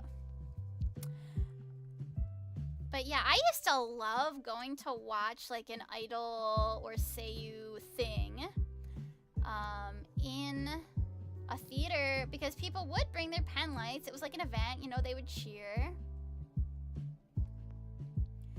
And so you really felt like you were in the crowd. And a lot of the Love Live ones we got in the US were, how do I put this? They were delayed. Like, they weren't happening in real time, you know, because obviously with time zones and everything, it would have been ridiculous to have, like, a concert screening at your local theater at 3 in the morning. Oh, some of the chickens put together something at Dokumi. Oh, okay, so yeah, you're on the European end. That makes sense. Man, European fans, I really love their dedication. Like, because I think they know that it's, like, rarer for European fans to be able to enjoy those kinds of in-person events, it seems like they really, really go all out at, like, organizing events that European fans can enjoy together. So like whenever I see like pictures of Dokumi, I'm like, oh man, like they really went hard this year again, you know? So yeah, I love that for you guys. But of course I know it's hard because like you might not get a concert like an officially, you know, produced concert in your hometown or anywhere near it. So that's kind of rough sometimes, you know, as opposed to like Southeast Asia, who gets a lot of stuff, in the United States, who is usually like the first to get stuff out of Southeast Asia, outside of Southeast Asia. Then it's like that's like the next logical place that people go because of like the big population, I guess. There we go. She looks like an egg. Suisei looks like an egg in this picture, but she's cute, so I'm not complaining.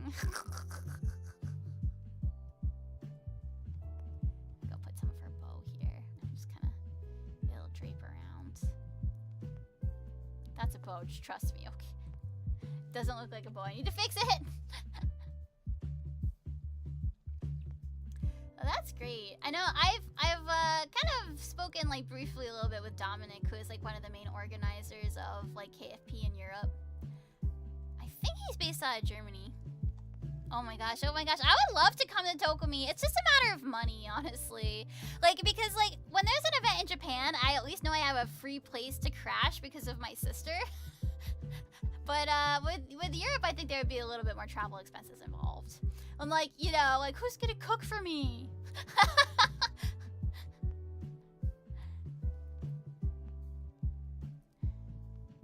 Okay. Yeah, and then, like, she's got her... Like, it's hard to kind of express sleeping feet, but they're sleeping feet, just trust me. Yeah, I would like to see... Yeah, I would like to meet the European KFPs sometime. And it seems like there were some really cool in-person meetups and things like that. I heard everybody went to a playground or something at one point. But, yeah, like, the KFP booth always looks really amazing from Dokumi. And then Dominic also helps organize other stuff too. Like I think he was involved with the advent calendar. So I really respect the work that other fans put in. Like I know I'm like a big fangirl and I'm like a big hype girl, but I'm not much of an organizer. So I'm glad that organizers exist. So that we have those kind of events, you know. Even here in the US, you know, there's a lot of KFP who will create their own get-togethers and events and stuff like that. Especially around concerts and stuff.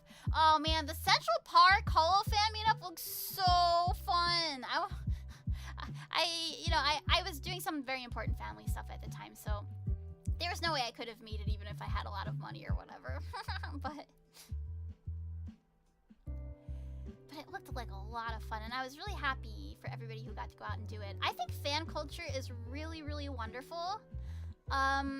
When I was younger, it was maybe a little bit harder. There were things like, I want to say like Star Trek and anime conventions when I was younger, but it was harder to organize things, I think, when the internet wasn't quite the thing it is today.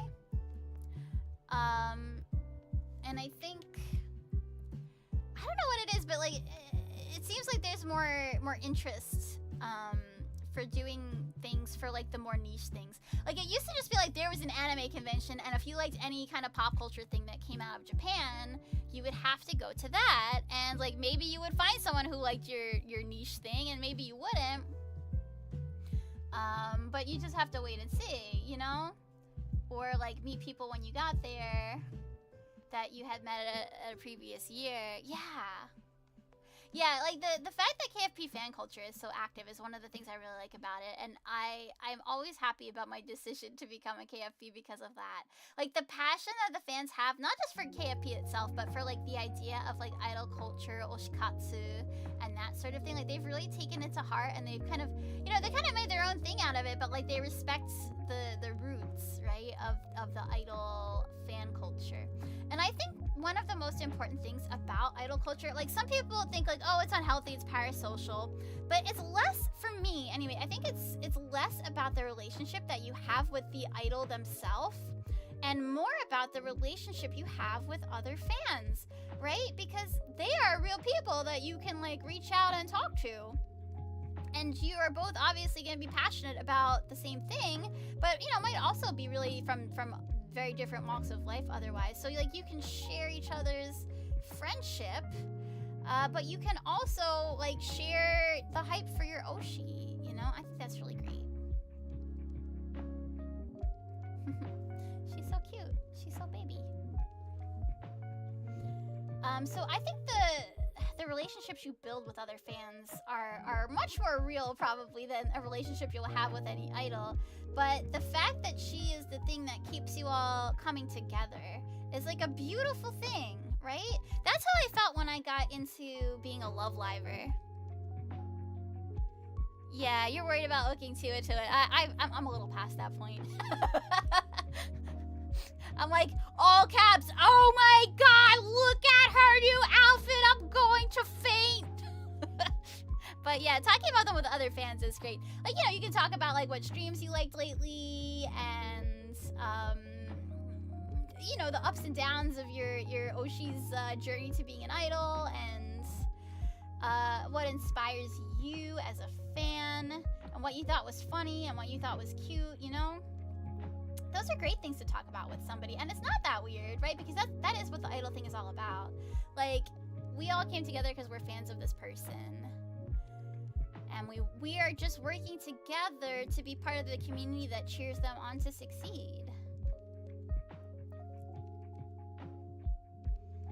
So I think that's the greatest thing about being an idol fan, and now a VTuber fan. I was so reluctant to get into VTuber stuff because I honestly had some sad memories associated with it, because a lot of my friends got discouraged with our net idol group, Legacy, and quit and became VTubers. And I was like, oh man, like I can't even really be a part of that. Like, so all I can do is write lyrics. But then I found out, oh, I can write lyrics for VTubers. What? VTubers are just like idols. They have palette colors and everything. What? Yeah, meeting new friends is so great. And honestly, there's so many amazing people in my local Love Live community that we all just sort of met each other at a Happy Party Train screening, and then this one guy, Joey, was like, hey, what if we all just like met up again and just like hung out and had fun, and like what if we made a Discord server? So there's a Discord server called Garden State Sunshine, and it's all like for like different Love Live events in New Jersey. And since there aren't as many like live screenings and stuff anymore, they kind of organize their own stuff. Like, they organized, like, a viewing of Muse's final live in a theater. Like, they rented out a private room for it. So, you know, they started making their own events after, like, post-COVID. And they have, like, a Secret Santa exchange every year. I got the ping in the server about it recently. The only thing is I don't live in New Jersey anymore, and I'm nowhere near them, so I cannot really easily participate in the Secret Santa exchange. You can do it by mail, but I don't know. That's just not as exciting to me as, like... I would want people to be able to meet their Secret Santa in person, you know? And be like, oh my god, you got me that figure that I like, oh my god, thank you. The idol to VTuber fan pipeline. Yeah, here I am, oh my god. And it's weird, because I didn't realize it was so associated with idol culture until Hololive commissioned me, and I started looking at their stuff, and I was like, oh my god, this is my idol stuff. Oh my god. I don't know. There's lots of things you can have in common with other friends. Just yap at each other the way I yap at you, I guess.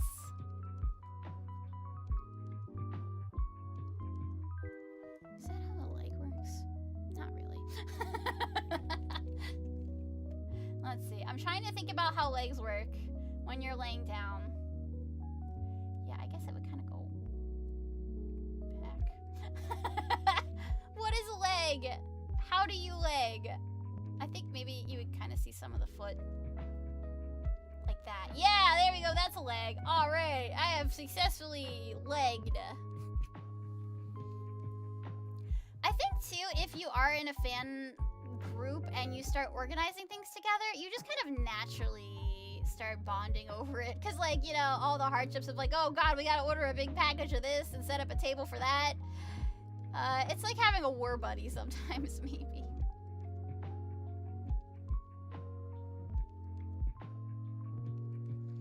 That's part of the ribbon. It's not a leg. She needs another leg, is the problem.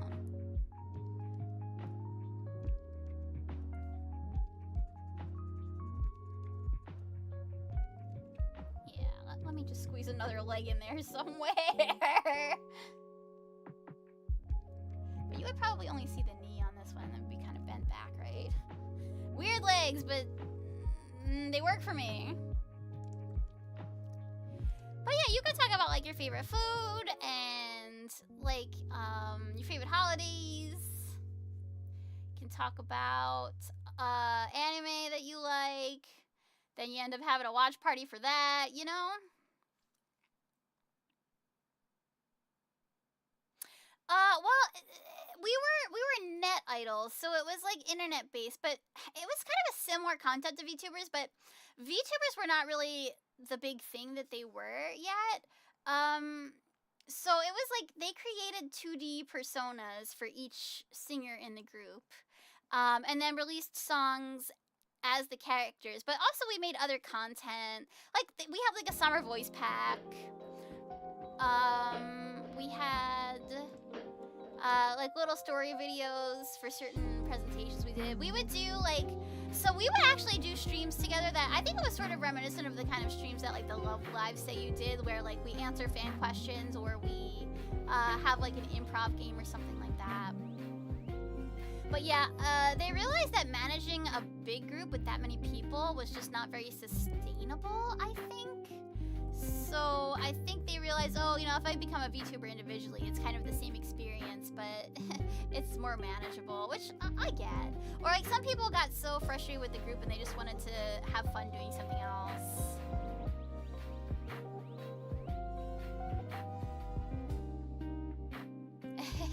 Aw, yeah. You like my cool Daya, but VTubing seems nicer. Yeah, I think that's a personal preference too, and that's so valid. Oh, I gotta do the little pleats on her. Or the plaid, I should say. Like, I like doing things in real life together with my friends, like singing and dancing, doing song covers and stuff like that. In person, because there is like more of a social element to it that way, and also getting to perform them at cons and stuff is a big draw. So Cool Daya has performed at 2 different conventions. Well, actually 1 convention, but 2 different times, which I think was a really great experience, especially because it gave my friends who had never been in theater or anything like that, or never been real idols, obviously hadn't had the opportunity because of circumstances. It gave them a chance to like be on stage and shine as their truest selves and have people who support them, even though they're not like perfect at it or anything, right? So I think that's part of the appeal of like the live action, like the Kaigai idol scene, but also meeting other idols like Phoebe is like a huge part of it for me. That's how I got to meet wonderful people who, a lot of them are also streamers too, like Alexis, for example, who performs live and also streams. But then there's like people who are like mostly dance cover group based, and they grew out of that, like Code Meow. They're all really wonderful people, and they live in all different places, but they somehow manage to do amazing dances together. They do backup for Paida, who's like a Kaigai idol based out of Texas. And then there's Alex Pinku, who's like really into the Kaigai idol stuff, and is an amazing dancer and like makes their own songs and stuff. I think a lot of folks will become like Kaigai idols for the self-fulfillment of it. Like, I want to make my own song. singing in front of people, like, that seems like such a life experience. Then you get to do it. It's like, wow, I did that, you know? And I think people appreciate that you're sharing some of yourself with them and some of your dreams and trying to make them come true, even though, you know, you're not like on a really big time stage, you're not super famous, but you're living your dream, you know? So I think that's part of the appeal of that. But also, it's the same as kind of like when I went to the Love Live concerts and people just wanted something to do otage for, you know? People just wanted to show up with their ultra orange bag full of disposable ultra oranges and their pen lights and their hoppies. And you really get to go crazy at those kind of events. So I think that's the appeal of that for me. But yeah, VTubing, I like it a lot too, actually. Like, I didn't think I would be good at it at all. I didn't know if I could like sustain conversations or anything like that. And by the way, I think I'm done this one. I gotta number her and move on, but I just got caught up in yapping. But I like playing games a lot, and I do like being social, so it kind of works out, right? I would like to have more projects, like more song cover videos and original songs and things like that. So I have to keep working towards that goal. It's just sometimes a matter of carving out time for it in the middle of everything else that I do, like lyric writing, working my day job, and having fun times to stream like this, you know. The other thing with like song covers is that you usually need art and video, and those things are not exactly my fortes. Video especially, I struggle with. Visual mediums are probably not my thing, but at the same time, maybe it could be a fun challenge to try to make my own music video by myself, you know? I've been thinking about it a lot lately. I have a song that I performed 2 times at different events, like live, but I never recorded it. I just like recorded the piano for it and then sang along with it.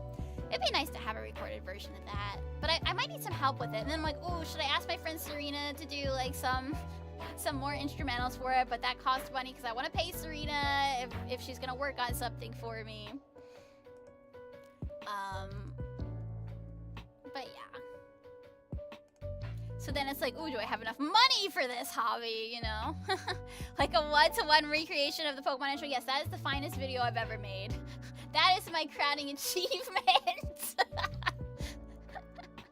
I actually have plans for another thing like that, for another game I'm gonna play coming up.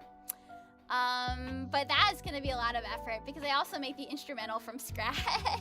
I started it though. I did start it, so I guess I gotta give myself a hand for that. Yay, Stephanie, you started a project, now you just gotta finish it. It's all about finding time to finish it on top of everything else. Alright, so looking at my list, who do I got next? Alright, so the prompt is flowers? I think it says flowers. Let me just make this a little bigger so I can read it better. Yes, okay, the prompt is flowers. And who did I get for number 20? Wawa! Aww, she's so motherly.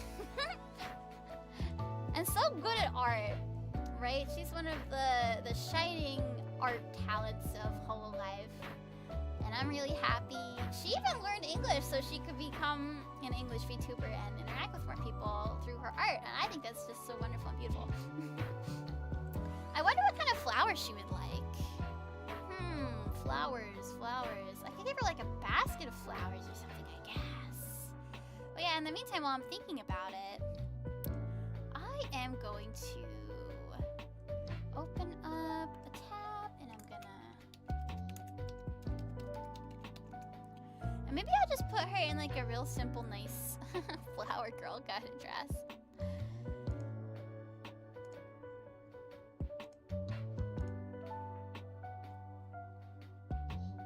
Yeah.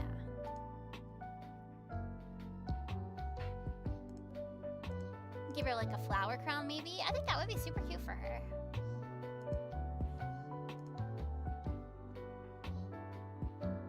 Yeah.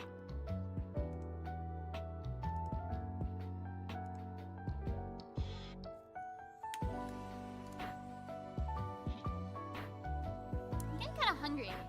Maybe I should eat one of my Lunchables. I bought 2 different Lunchables. 3 if you count the non-Lunchable, but it was a Hillshire Farm Lunchable type thing. Pink woman, let's go.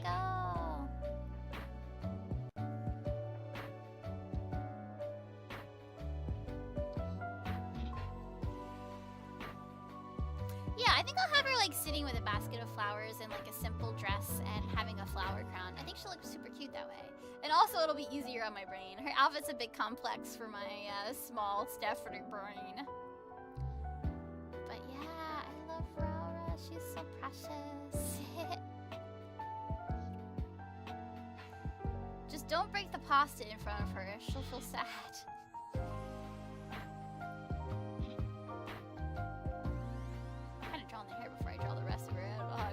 Actually, I was just like trying to get a hang for the shape of it. Okay, let's for real draw a circle now. Gotta start with the circle, otherwise I get lost. You know, I need a circle to center everything on the head on. Yeah.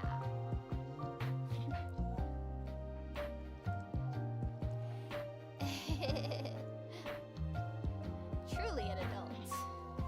Adulting so hard.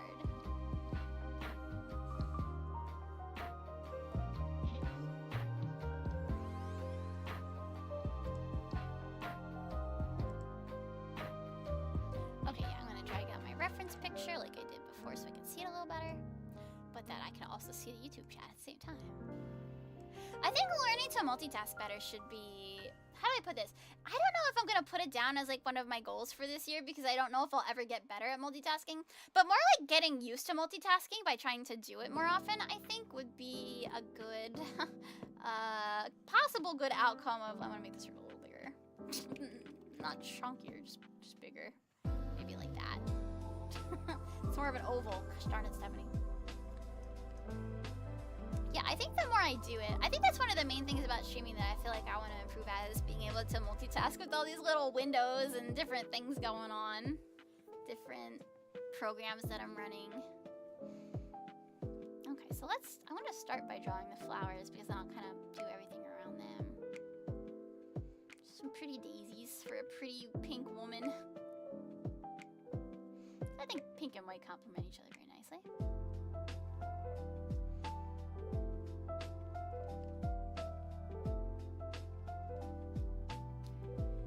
I don't know if we're ever gonna get those jetpack though.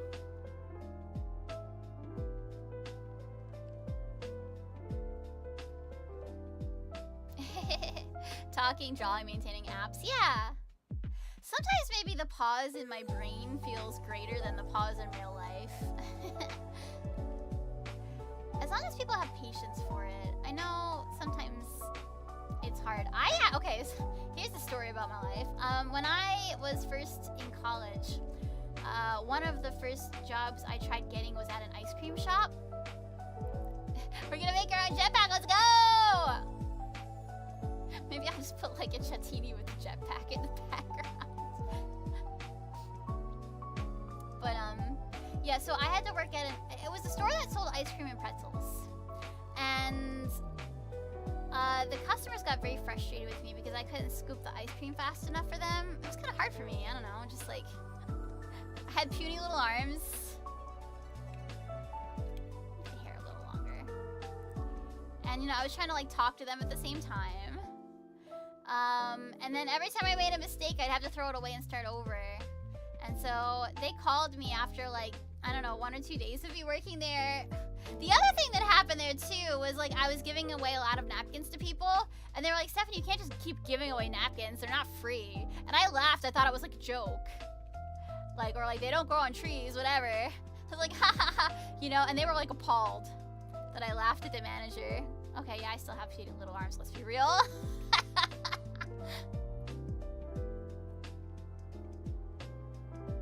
I want the chin to be smaller. I want her to be cute. I want her to be compact. I changed my mind about making the face bigger.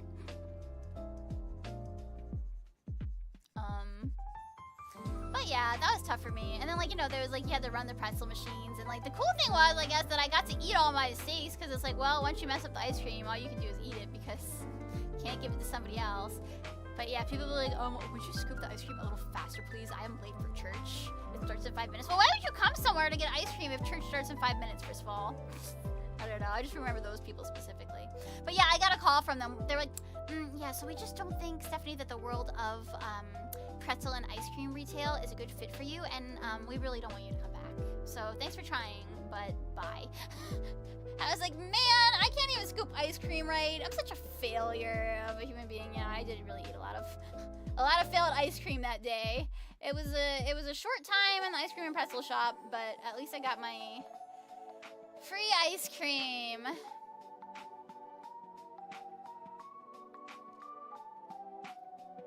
But you know, it is what it is. You live and you learn. Sometimes you learn you're not cut out for the world of pretzel and ice cream retail. They don't want you there, but it's fine because you didn't need them anyway. Now I'm just in my lane, thriving, drawing VTubers on a Monday afternoon. Like, but it's hard. I think a lot of the jobs that I had in the past, like, people didn't see the good qualities in me. Yeah, I'm adulting the best I can. You know, like, when I worked at an insurance company and, like, my output wasn't fast enough for their liking, like, I couldn't fold things fast enough, I couldn't respond to email inquiries fast enough. Everything these days, I feel like people want you to be fast, and my brain just does not work that way. Even when I'm writing lyrics, I'm quite slow. But what I do is I just sacrifice sleep to get them done. All right, that's right. I said I was going to do it in a simple outfit. I'm not going to do anything too crazy. Okay, so let's see. Maybe for a little... just tiny little neck for a tiny little chief.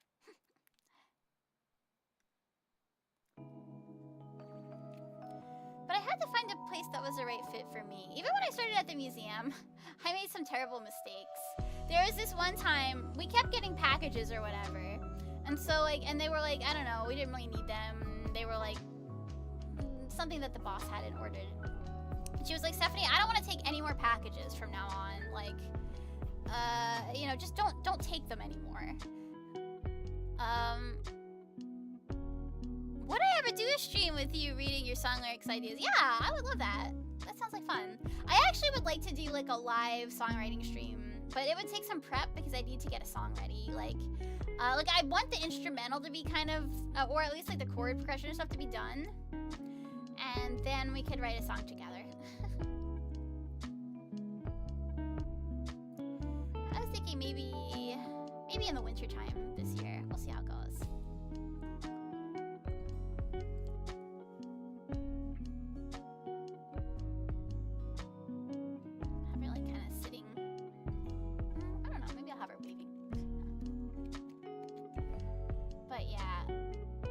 Even at the museum. So yeah, my boss was like, I don't want to take any more packages. I don't want any of these packages anymore. Well, anyway, it turns out that my boss had ordered a box of Christmas cards for, like, our biggest donors. And so when the person came with the custom Christmas card order with, like, pictures of our museum on them from whatever site you order cards from, I was like, oh, I'm sorry, Liz is not accepting packages at this time. And so the mail carrier or whatever was like, oh, okay, I guess I'll send it back. And my boss was like, Stephanie, like, what happened to all the Christmas cards? Like, why did you send them away? I got a note that it came here and then it got shipped all the way back to the warehouse. Oh, writing lyrics to a song that already has music is actually easier. Believe it or not, that is the way I prefer to work. I have done a song recently that's not out yet where I was doing what they call top lining. What should be leaving? Yeah, there we go. Now I remember what I wanted to do with the arms. Yeah, so actually when you have a melody to fit words into, it's like fitting things into a puzzle, but like, it works well, I think, because then you can really fully realize the music producer's vision, and it kind of limits the words that you can choose from because you can only pick words that fit in those slots, but at the same time, it makes it so that you don't overthink it, I think. And writing top line is really hard. Like if somebody writes a chord progression, but you don't know what kind of melody they want, and then like having to guess what kind of melody they want, that is super duper hard. So I prefer not to work that way, actually. You know what I'll do? I'll have her with like a long, flowy dress, and it's like in the breeze, and she's super, super pretty and cute. But let me move her a little bit first. So yeah, maybe it's hard to explain the brain processes that go into that, but yeah, you kind of want how it is. You can. I also sometimes have written music and lyrics at the same time, but that's when I was writing a song wholesale, like, and I didn't have to go along with anybody else's chord progression or anything like that. So crafting something from whole cloth in your own head makes it so that like you understand the song fully because you're the one who's coming up with it, kind of.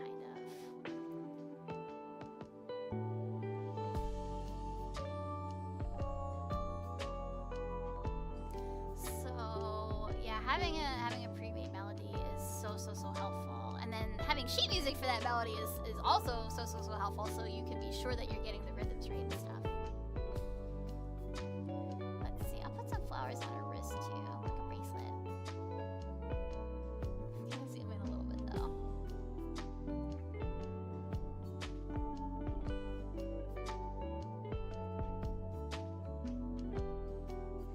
I don't know, do you think jetpacks and flowers go together? We'll find out.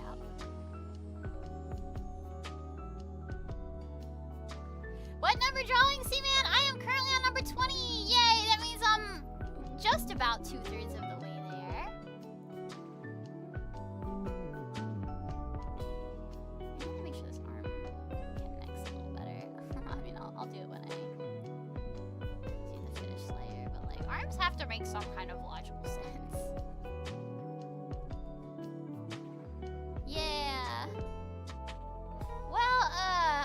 I'll feel different. The truth is I'm stumbling through absolutely everything. So if I even can finish things at all, I feel so happy. I just have so many projects that have been like on hold forever or never got realized, and I had to kind of accept that they might not be realized. Okay, I need the wrist to be I need the wrist to look like a wrist and not like bell-bottom jeans. Okay. Yeah, teaching myself to make music was, oh boy, what a story. So, I always, since I was younger, since I was like 10 or 11, I played the piano a little bit, but I was bad at practicing. Turns out that was the ADHD, but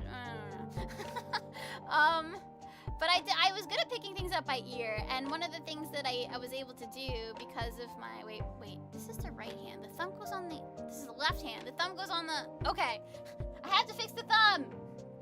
But yes, one of the things that I was able to do because of my dad having access to a lot of technology and stuff, I was able to actually hook up my keyboard to my computer and make little MIDI files. So that was something I had kind of known how to do since I was in grade school. And the MIDI files I made weren't great. They were very like off rhythm and silly. But then in high school I made a couple of MIDI files by following a sheet music and plugging those notes into like Cakewalk or something and just like learning to do that. And then I kind of dropped it for a while until in college I had this project where I had to write a commercial for my Spanish for Business class. And I was like, okay, well, I want to write a radio commercial and make it like a radio jingle. I think that would be really fun, so I'll use my MIDI powers for that. But then I actually went to Wayne, who I had gone to college with Wayne, and I knew that Wayne was like a music guy and like been to some of Wayne's concerts. So I was like, Wayne, can you like take this stupid MIDI I made and plug it into your like good instrument program thingy and make it good or whatever? So like Wayne showed me how he did that actually. But then I was like, okay, there are some people on Reddit who are like, what if we made our own Love Live group and made our own songs? And I was like, well, I want to try that. So I like made a MIDI song, but with like a general MIDI editor and no good instruments. And I was like, hey, Wayne, can we make this one good too? And Wayne was like, literally no, it really doesn't work that way. The commercial jingle was simple, so it was kind of easy to plug and play, but you still have to like change the octaves of things and like the velocities because different digital instruments work in different ways. And so I had written this song and we tried plugging it into Wayne's software, and I saw how hard it was, and it never really got finished that way because it would have been too complex to finish that way. But Wayne was like, here's what you should do. Go to the music store, get your own like DAW. I got like a free version of Ableton that came with a piano. I was like, try doing it yourself, and then, you know, for Christmas, Wayne got me Kontakt, which let me use better virtual instruments. And so I started using Kontakt, I started using that, and I started writing like little idle songs and whatever for fun. We had to take them down because there was an issue with the art, actually. But I posted some of those, and from those, somebody heard my lyrics and I got into Legacy, and then I made some background music for Legacy using those Kontakt instruments. So I started learning how to do it, and I still wasn't great at it at first. Like, I showed it to some music people, and they were like, oh yeah, like, it's not bad for your first attempt, but you need to make sure you change this, this, and this, kind of a thing. You gotta always get feedback, I think, from people who know what they're doing. One of the best allies I had during that time, I think, was Mio, short for Miolophone. You're supposed to say it like Myolophone, but nobody says it that way. Everybody calls him Mio. So Mio was a great ally because, like, I would write some background music for like a Legacy like commercial or whatever, and he would say, oh, make sure you change the faders on this part, and you might want to like make these stabs line up a little bit better or something, you know, like big brain genius Mio stuff that comes simple to him but was new to me. So getting that feedback kind of helped me figure things out. Or like, you might want to bring this up in the mix, blah blah blah. And I did a few commissions for instrumentals, but like, I found that the amount of time they took me, I might want to kind of like scale it back and just do more things for myself. So, you know, and but when Connections was hiring for composer, I was like, this is a good chance for me to kind of grow with a group. So that's how I became composer for Connections 2 subunits. Well, I was composer for one, and then like mostly arranger for the other one. But yeah, that was a good experience. But then I was like, yeah, these take me so long. I think I'm gonna stop doing instrumental commissions and just do lyrics commissions, but then I'll make instrumentals for myself. So I've done a little bit of that. Like the song Rainbow Yell that we put out as our song for the Northwest Idolfest Grand Prix. Okay, I wanna kinda make this smaller. Or maybe I just wanna make the canvas bigger.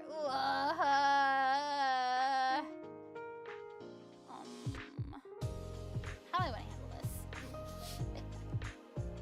Yeah, I did. I won a contest, and you know that contest.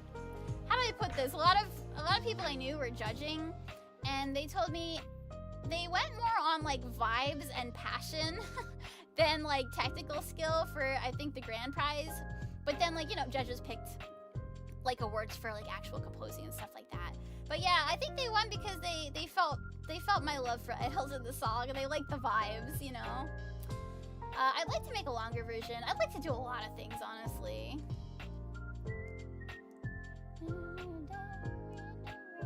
Oh, wait, no, don't do it like that. Okay, I actually just wanna scale it, okay. Let me just scale this a little smaller. I don't want it to overtake the canvas. No, I should. I made the canvas longer for Mikochi. I can't discriminate. I can't give her preferential treatment. I love Router too. Okay. So let's just make the canvas bigger again.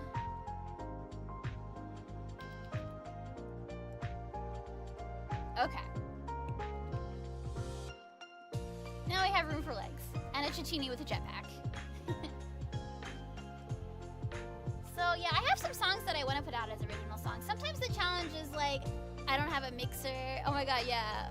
Yeah, it is cool. It is cool to work with Wayne so much. Wayne really knows what he's doing. Definitely look up, if you haven't, Wayne did a Symphony of the Night orchestral cover album, and a Legend of Zelda orchestral album. I also collaborated with him on a Zelda Christmas CD. I helped with some lyrics and singing. That was really fun. I got to go to a real studio and record that. And they were recording with a orchestra that was located in like Bulgaria or something. So the time difference was immense. But by the time it was 4 in the morning or so, and I was like really tired, I was like, Wayne, I don't want to do this anymore. I want to go get pancakes. I'm so tired. And I like laid on the floor in the music studio whenever they didn't need me, but like, it was rough. They actually had oversized beanbags there, but I just could not get comfortable on it. But yeah, I did have that experience of live recording with an orchestra in Bulgaria. Yeah, it was expensive for a Zelda fan CD. I think he was working at the time with a group called Materia Collective.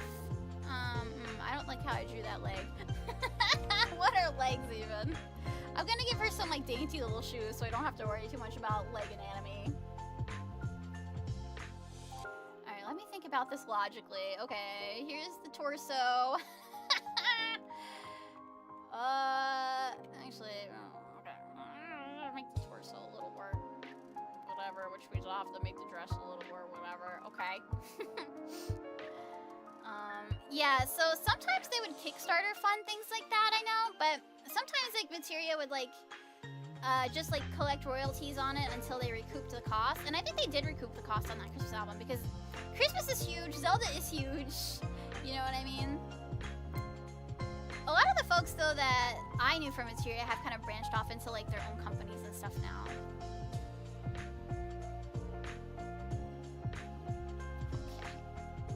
Okay. So there's a leg. There's a leg? Question mark? Man, see, this is why I should... I never did take, like, an anatomy class or anything. I took, like, a still life drawing class, but that doesn't really apply to drawing anime girls, you know what I'm saying? And also, it just didn't apply to, like, the way I draw art at all, because the still life class was, like, it was all about, like, how do I put this, like, shades and stuff? Like, you didn't even make an outline of things, really, or, like, if you did, it was just as a guideline.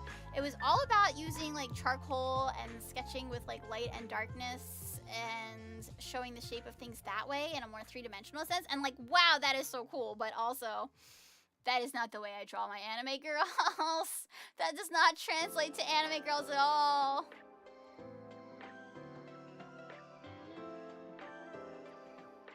But, like, at least I know, like, okay, the knee bone's connected to the shin bone. The shin bone's connected to the ankle bone. The ankle bone's connected to the foot bone.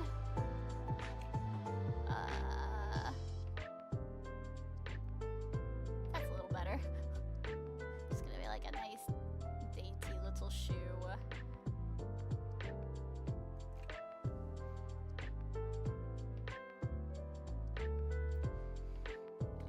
I think if I wanted to be a more consistent artist, I should develop more consistent methods. Sometimes I'm like, oh, I'll just draw this one however I'm feeling it. It might come out as a cheap, or it might come out as kind of full size, but with less detail.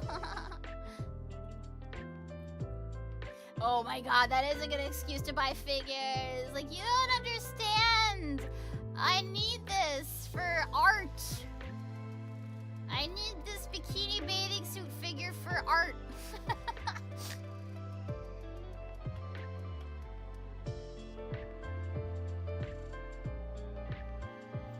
So I can understand the shapes of anime girls.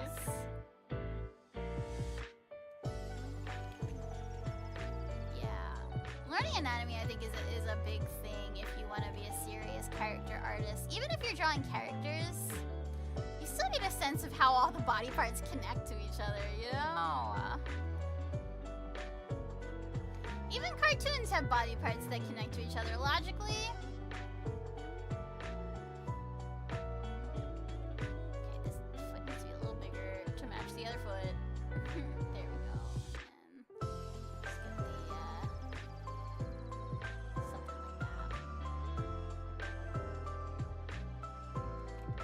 No, it's more like this on the other foot. Yeah, you need such an attention to detail as an artist.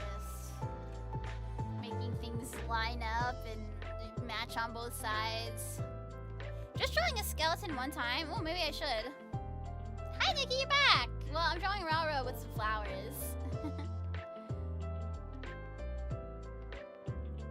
I think this is pretty good. I'll put some flowers on the belt, too, just to make it a little bit less simple.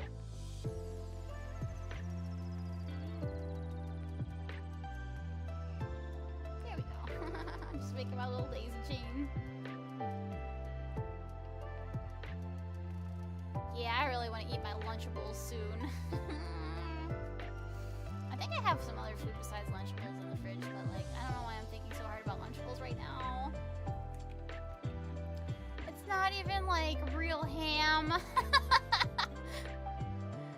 Well, I mean, there's real ham in there somewhere, but, like, they smash it up and add so much water and salt.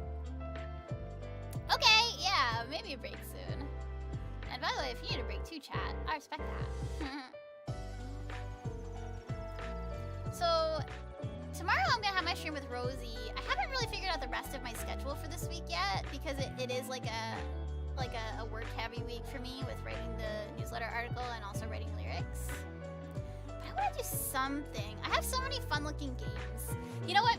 I got a brand new game off of Steam. I just saw it on the front page and it was really cheap. But it's where you make like your own onsen. So maybe after a stressful week of work, we could have an imaginary onsen trip in the onsen game. What do you think? Does that sound like a good idea? It would be a good excuse to try it out. Maybe let's do that. Maybe like at the end of the week, we'll play onsen. Friday, I have a meeting with Ferris. We're gonna talk about our project that we're working on. It's not gonna take up my whole night, but I think I want to make time for that Friday. But Saturday, which is like Friday to me, because it's like the last day of the week that I work. That could be a good day for it. I'll see how it's going, and then like if the lyrics are coming along really great for some reason, maybe I can squeeze something else in there. But I don't wanna overpromise and undercommit because I've got like hard work this week.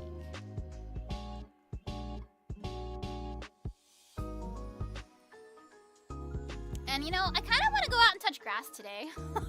It could be good for my lyricking. It's hard because it gets dark so early in Washington, you guys. Because we're like at one of the topmost points of the U.S. besides Australia. Not Australia. Alaska. Sorry. See, I'm so hungry. I can't remember geography. That's lag. I can't remember geography even when I'm full. I got a 33 on the last time I took a geography test. She's coming out so pretty. But maybe after Raura, I gotta make her ears too, of course. I will take I will get my Lunchables, and I'll go outside and have a Lunchables picnic on my back porch. That's not really touching grass because my porch is off the ground. You understand?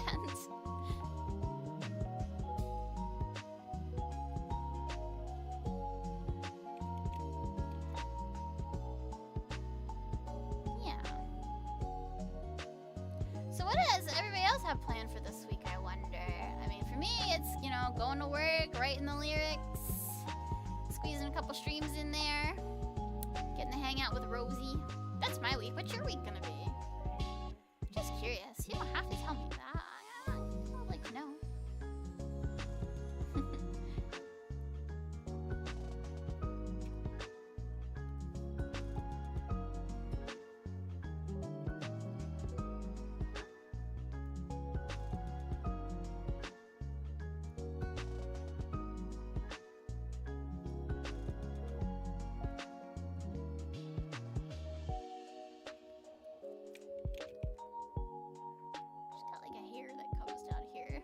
So much stuff drawn out there already, it's hard to make it out. Alright, well that's pretty decent. Now I just gotta give her a nice face. Schoolwork? Oh, you go to the gym every day? That's a great goal. Claire has been really hitting the gym hard lately because I think she was doing some kind of challenge there. I think that's amazing. You know, my exercise usually just consists of like whatever walk I'm able to get in during the day, whatever walking. So I do try to like walk at least to like, if I have to go to the store to get anything, if I'm able to walk, I do. It's easier from work. Like if I park in the work parking lot, I'm right downtown, so I can kind of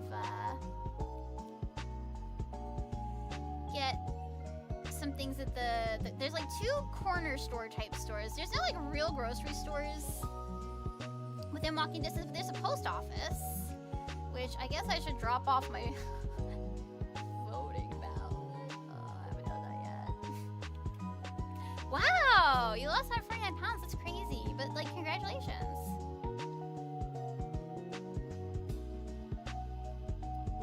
Yeah, being consistent is important. I think I've had some other friends who have also had a good experience with just like making it part of their routine, you know? Once you're in that momentum, it's easier to keep it up than just like only doing it intermittently, right? When I lived with my mom this summer, I exercised with her pretty much every day, unless I was sick or something. Yeah, like brushing your teeth, exactly. Like, yeah, I'd get up, I'd have my breakfast, you know, and then we'd turn on an exercise video on YouTube or something, and we'd dance to the oldies. My mom liked those ones, like exercise to the 60s. my mom wasn't really feeling so great, so it was kind of like she could only maybe do like chair exercises or like 5 or 10 minutes at a time, but we worked our way up to like a half hour, so that was nice that we were able to do that together. And then every evening when it wasn't too hot out, because Florida is ungodly hot in the summer, that's when we would take a walk. And sometimes I do my exercise at the pool. Yeah. Yeah, me and my mom, we had a little routine. And she really missed it when I was gone. I kind of missed it too. For some reason, I felt like my mom was the motivator for me doing that every day. Like, I still do have sort of a routine every day. But it's a little bit looser because I feel like I'm only beholden to myself, you know? Whereas like, oh, I gotta do this with my mom every day. It was more of a motivator for me. But it was also sort of one of those things where like, okay, like I could do it at home. Like it didn't require like driving to a gym or something. That is like, for me, that is the thing I like least about gyms is like having to leave my house. I don't know. It's not like I'm a total shut-in or anything, but oh man, the extra effort that it takes to like, you know, change into the gym clothes and leave your house. Blah, blah. Whereas I'd rather really just exercise in front of the TV, and then there's no commute time and all that stuff. I gotta work up my puny hours for picking up Sunny. Well, lucky for me, Sunny's like 8 pounds. Maybe less. So like somewhere between 6 and 8 pounds. I don't know. Okay, I think that's my outline then. Now I just need a Chatini. Chatini. Let me see. I wanna draw Chatini with a jetpack. It has nothing to do with flowers, I just wanna draw one.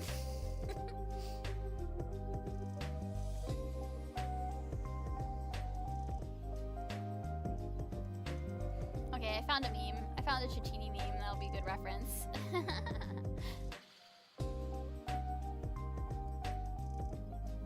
Okay. So meanwhile, while Raud was posing for her portrait, the Chatini are up to something in the background. They have invaded the warehouse and stolen some jetpacks. Obviously, Yago has a secret warehouse full of jetpacks, right? I mean, that just makes sense to me. But like, probably he thinks like, okay, like it's only for emergencies. Like if the entire agency has to flee the Earth for some reason, I'm gonna keep this big warehouse full of jetpacks. However, the Chatini have become, this is all stuff I'm making up, by the way, in my own head. It's not canon. This is like my fanfic for my oh my god, you know what? I wrote a silly Yago fanfic in my head last time too, so we gotta do it this time. Okay, so Yago has an emergency stash of jetpacks that the talents are gonna use to escape the Earth if anything ever goes wrong. However, the Chatini, being their curious, silly little selves who probably like crawl through the vents and stuff, right, have discovered the secret sort of jetpacks. And they're like, wow, if we ask Mom really nicely, I bet she'll give us a jetpack. You know? That makes sense to me.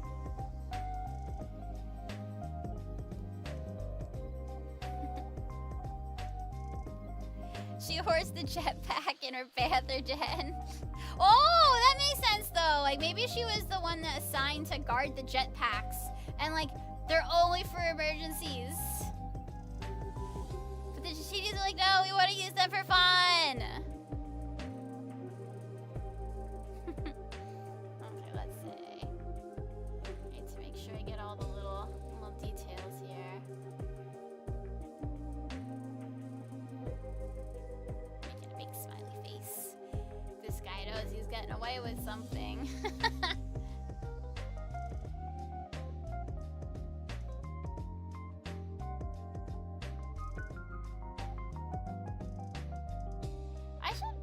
How do I put this? I don't think watching drawing streams will make me better at drawing, but maybe I should watch more drawing streams anyway. Just for fun.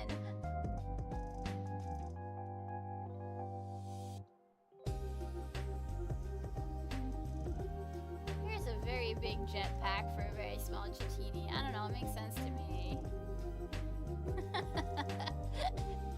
Okay. Just had to throw that in there, you know what I mean? Just very important details. You guys actually get like covered in. work on that when I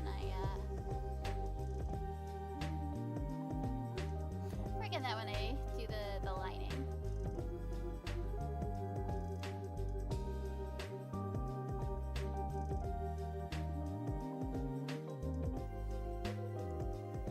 So here's the plan. We're gonna finish Rara, and then we're all gonna go outside and touch grass, and maybe get more intel on how to get those jetpacks, okay?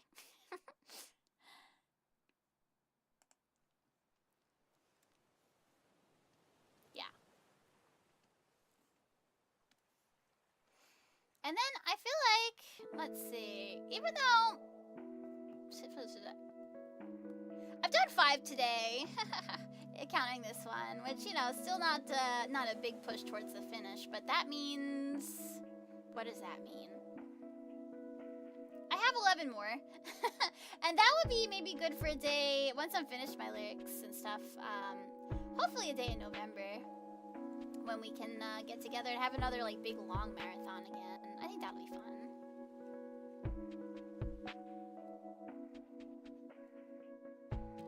Make sure these are more distinct so you can see them. Just a very blobby little Chitini in the back here. Not the most important feature of the drawing, but is a feature of the drawing.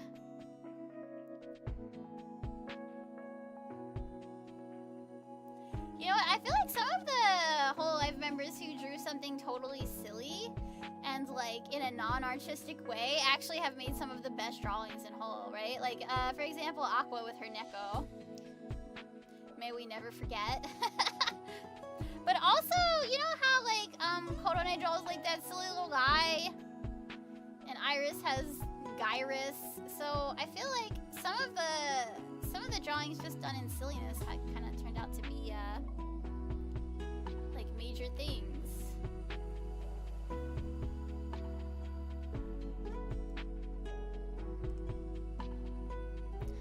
Another 10-hour shoot. Really is an end shoot? You think so? I hope so. Well, if we draw for 10 hours again, it's gonna be another end shoot, but it'll be a good time. It'll be a good time. But listen, it's not like I expect you to be there the whole 10 hours, okay? Like, you can come in the morning, have your coffee with me, go do something else, come back, see where I'm at. You know what I mean?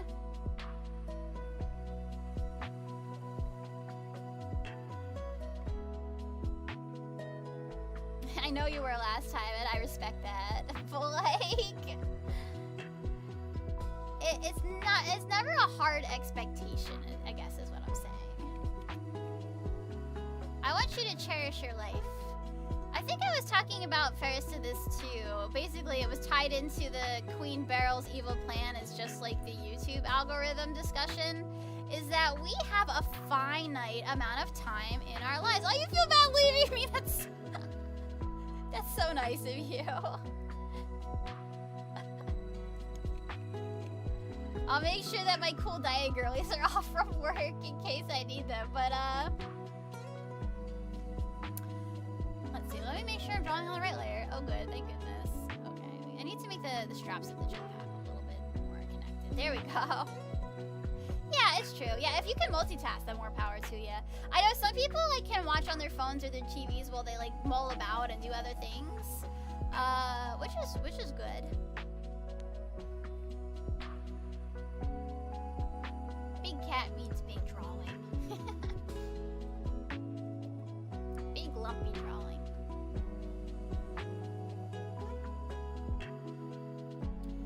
But you know, I was telling Ferris, we have a finite amount of minutes in our lives. Like, the clock is always ticking down. And, like, that's not to put pressure or anything. It's just to make you think, like, make sure you spread it out a little. Don't spend all the time on one thing. And also, use some of that time for yourself. You know, take care of your health. Do things that you enjoy. Read a book, drink some tea. I guess if watching VTubers is something you enjoy, yeah. But I would just say, even if you want to be all in on watching a VTuber, take time to take care of yourself too, and explore other things in life, right? We are all on this big, beautiful spaceship Earth, exploring and learning. Just gotta to keep it fresh, you know? Keep it fresh, love each other. We're gonna die someday. Yeah, I mean, yeah, right? That's where the phrase memento mori comes from. It's, you know, it's not meant to spook you. It's just like, that is just the way things are. Remember that you are finite, so make the most of your time.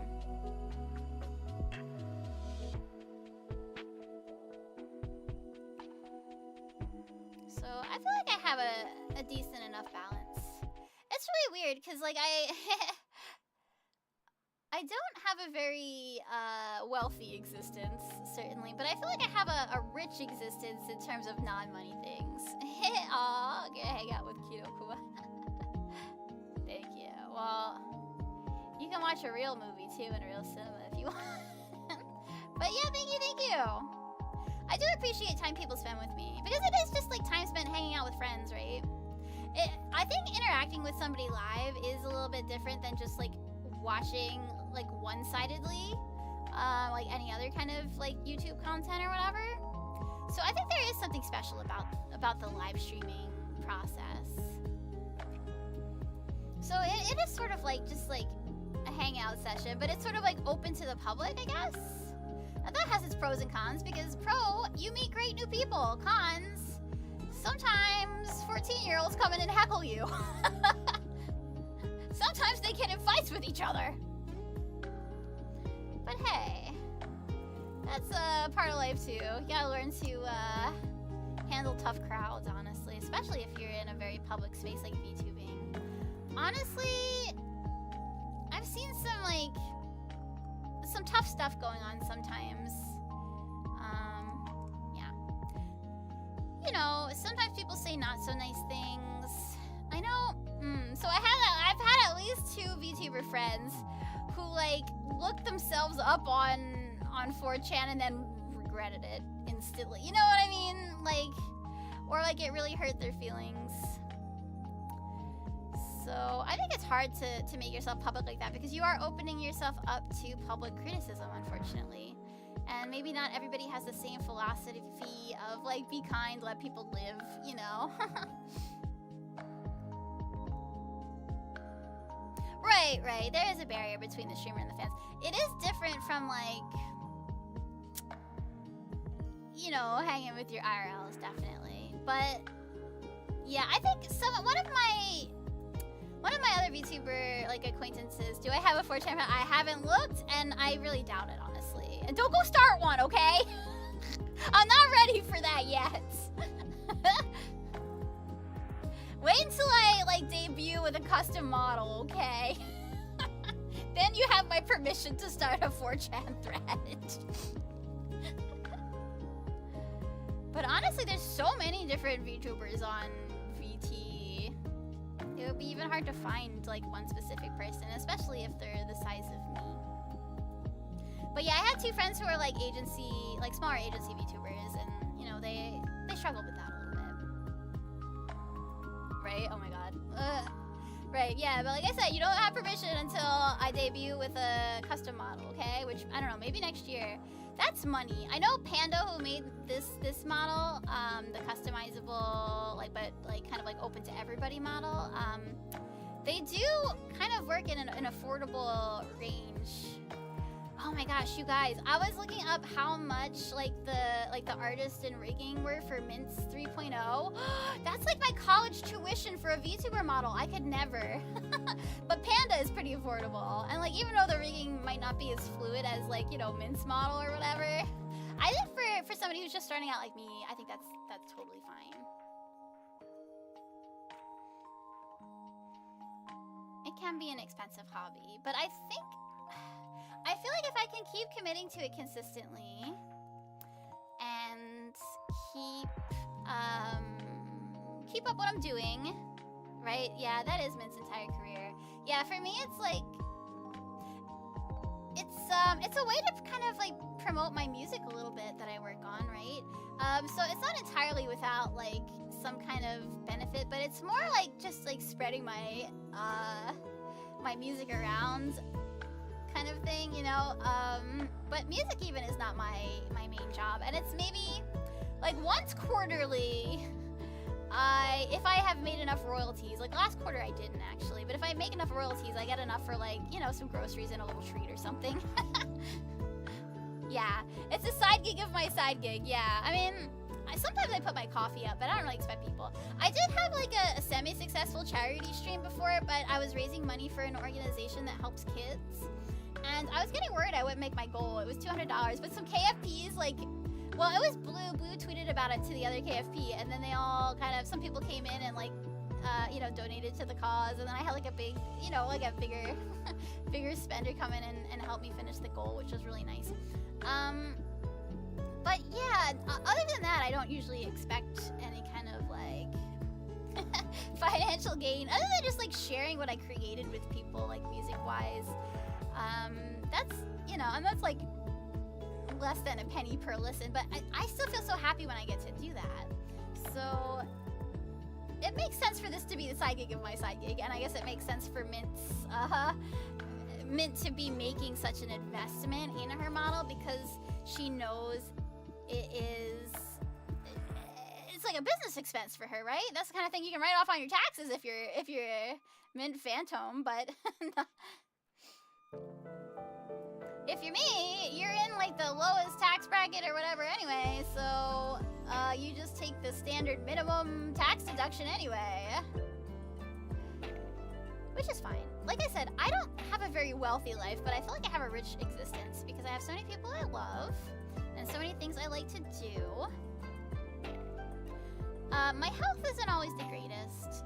You know, I do have trouble with respiratory stuff and all that, and some other things too. Get hit with fatigue every now and then really bad, or like muscle aches or things like that, but what health I have, I feel like, is a treasure, and I want to use it to make the most of my time. Yeah. Oh, yeah. I saw that discussion on Twitter as well, Mamo, and like, I could kind of see both sides of the issue. Like, some people feel like maybe they weren't meant to do anything but VTubing and they need to make money from it and it's so urgent, and just saying like, oh, you have 5 people in your chat, that's so great, but not really because they want to make money. But it's like, you shouldn't go in, like, you're already getting something so nice from your watchers, from your fans, just by them spending time with you and appreciating what you do. And if you're in a position where you need to make money, you do gotta look into other things, honestly.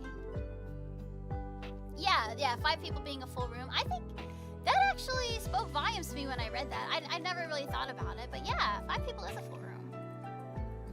Everybody has a different life experience, though, so I don't mean to discount people who feel like, oh my god, I need to have 100 CCVs or I'm going to starve to death, you know.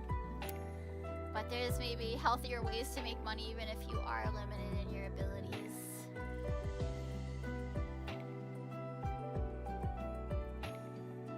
So, I like where I'm at with streaming right now. I was talking to Fushi yesterday, and she said she liked my singing, and she asked me if I would ever consider like auditioning for like an agency or something. And I said, well, as much as I love those things, I love singing, I love dancing, I love music, I don't think I'm there yet with streaming. I need to be able to prove to myself that I can do something before I put myself out there and make myself vulnerable like that. But honestly, I think the most fun goal that I really have with this is like, I say, okay, it's kind of impossible. Even if I don't get there, I'll be having fun. But if I get 10K, I'll feel brave enough to ask Wawa to collab with me.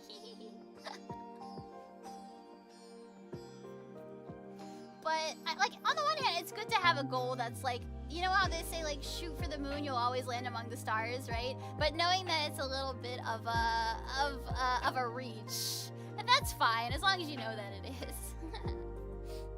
Yeah, I'm a fan of VTubers. Oh, part of the fun is actually being able to interact. That makes sense.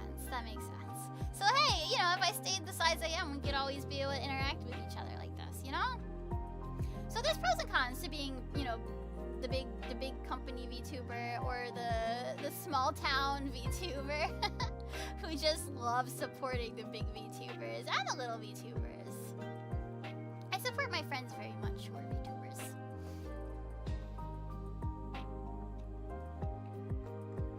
She's so cute and pretty. Oh my god, I love her. My drawing doesn't quite do her justice. Haha, justice. Yeah, like 500 CCV. That makes sense. So then, like, you can still kind of see the chat. It's not going by so fast that you can't read it, maybe. I guess, when you get to be that big, or when you're watching somebody who's that big, right? Like, when I really have something I want to say to one of my girlies that I'm a big fan of, I will send a super chat, and they'll at least say thank you to me at the end, you know what I mean? Even if they don't get to really read it. But then sometimes they do. Or, you know, there was a time that Callie just read something I wrote in the chat. I was like, holy shit. You know? And then that's like lifetime bragging rights right there. Callie read my regular chat. It wasn't even a super chat. But yeah. But I mean, you also don't have to buy super chats if it's not within your reach, you know what I mean? So just have fun. You want me to get the 3K? Oh, that's gonna be a long road, Mama. I hope you're in it for the long haul. I might be 70 years old and VTubing at that point. I'll do it though. And then my niece would be all grown up and she could be in the chat. Man.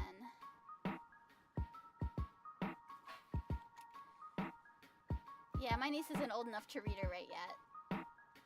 So she's not able to chat with me. But maybe someday, that'll be really nice. And I'll be like, oh my god, chat, this is my niece. Y'all better be good. Alright, I have one here. Why am I not tracing it? Okay, there we go. It's good enough. It's not totally symmetrical, but... Alright, okay, let's see. Just do like a little trace of that. Okay. How's that looking now?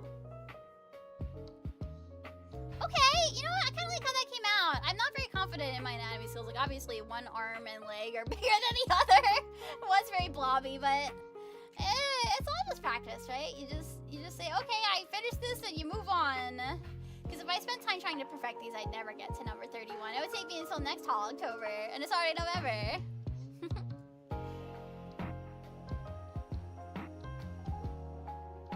Okay, so let's make this number 20 flowers.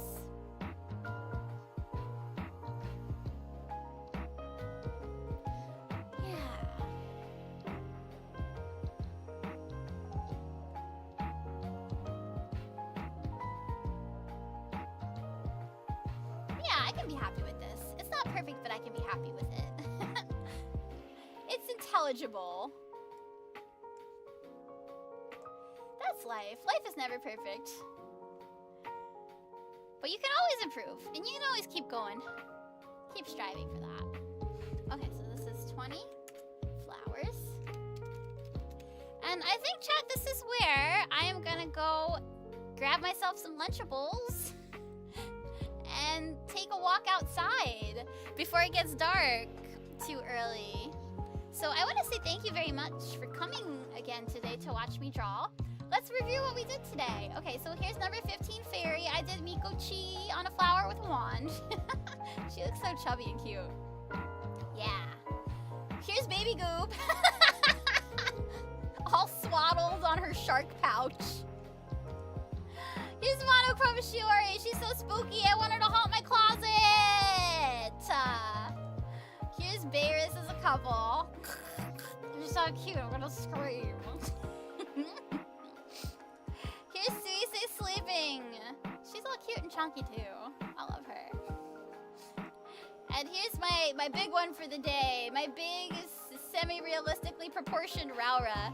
Yeah, I will post them. I think probably, maybe tonight I'll do a little bit, after my walk and all of that stuff, and my chores, and my lyric writing, I will do a little bit of like prep for my next stream, and then I'll post these on my Twitter as well. So look forward to that. They will be on Twitter, hopefully in the next 24 hours.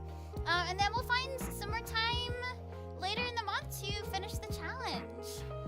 Whether I break it up into like 2 smaller sessions or do one big session, I haven't decided yet. But either way, it'll be a fun time.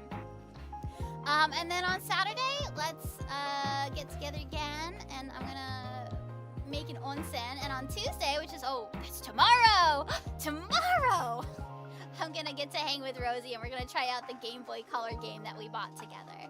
So I'll see everybody then. Let me hop over to my little void so I can say goodbye properly before I have my amazing, wonderful lunch of Lunchables. Okay. Stefko, thanks for being a good helper today. Alright, everybody. Thank you again so much. I'm gonna wave bye. Bye!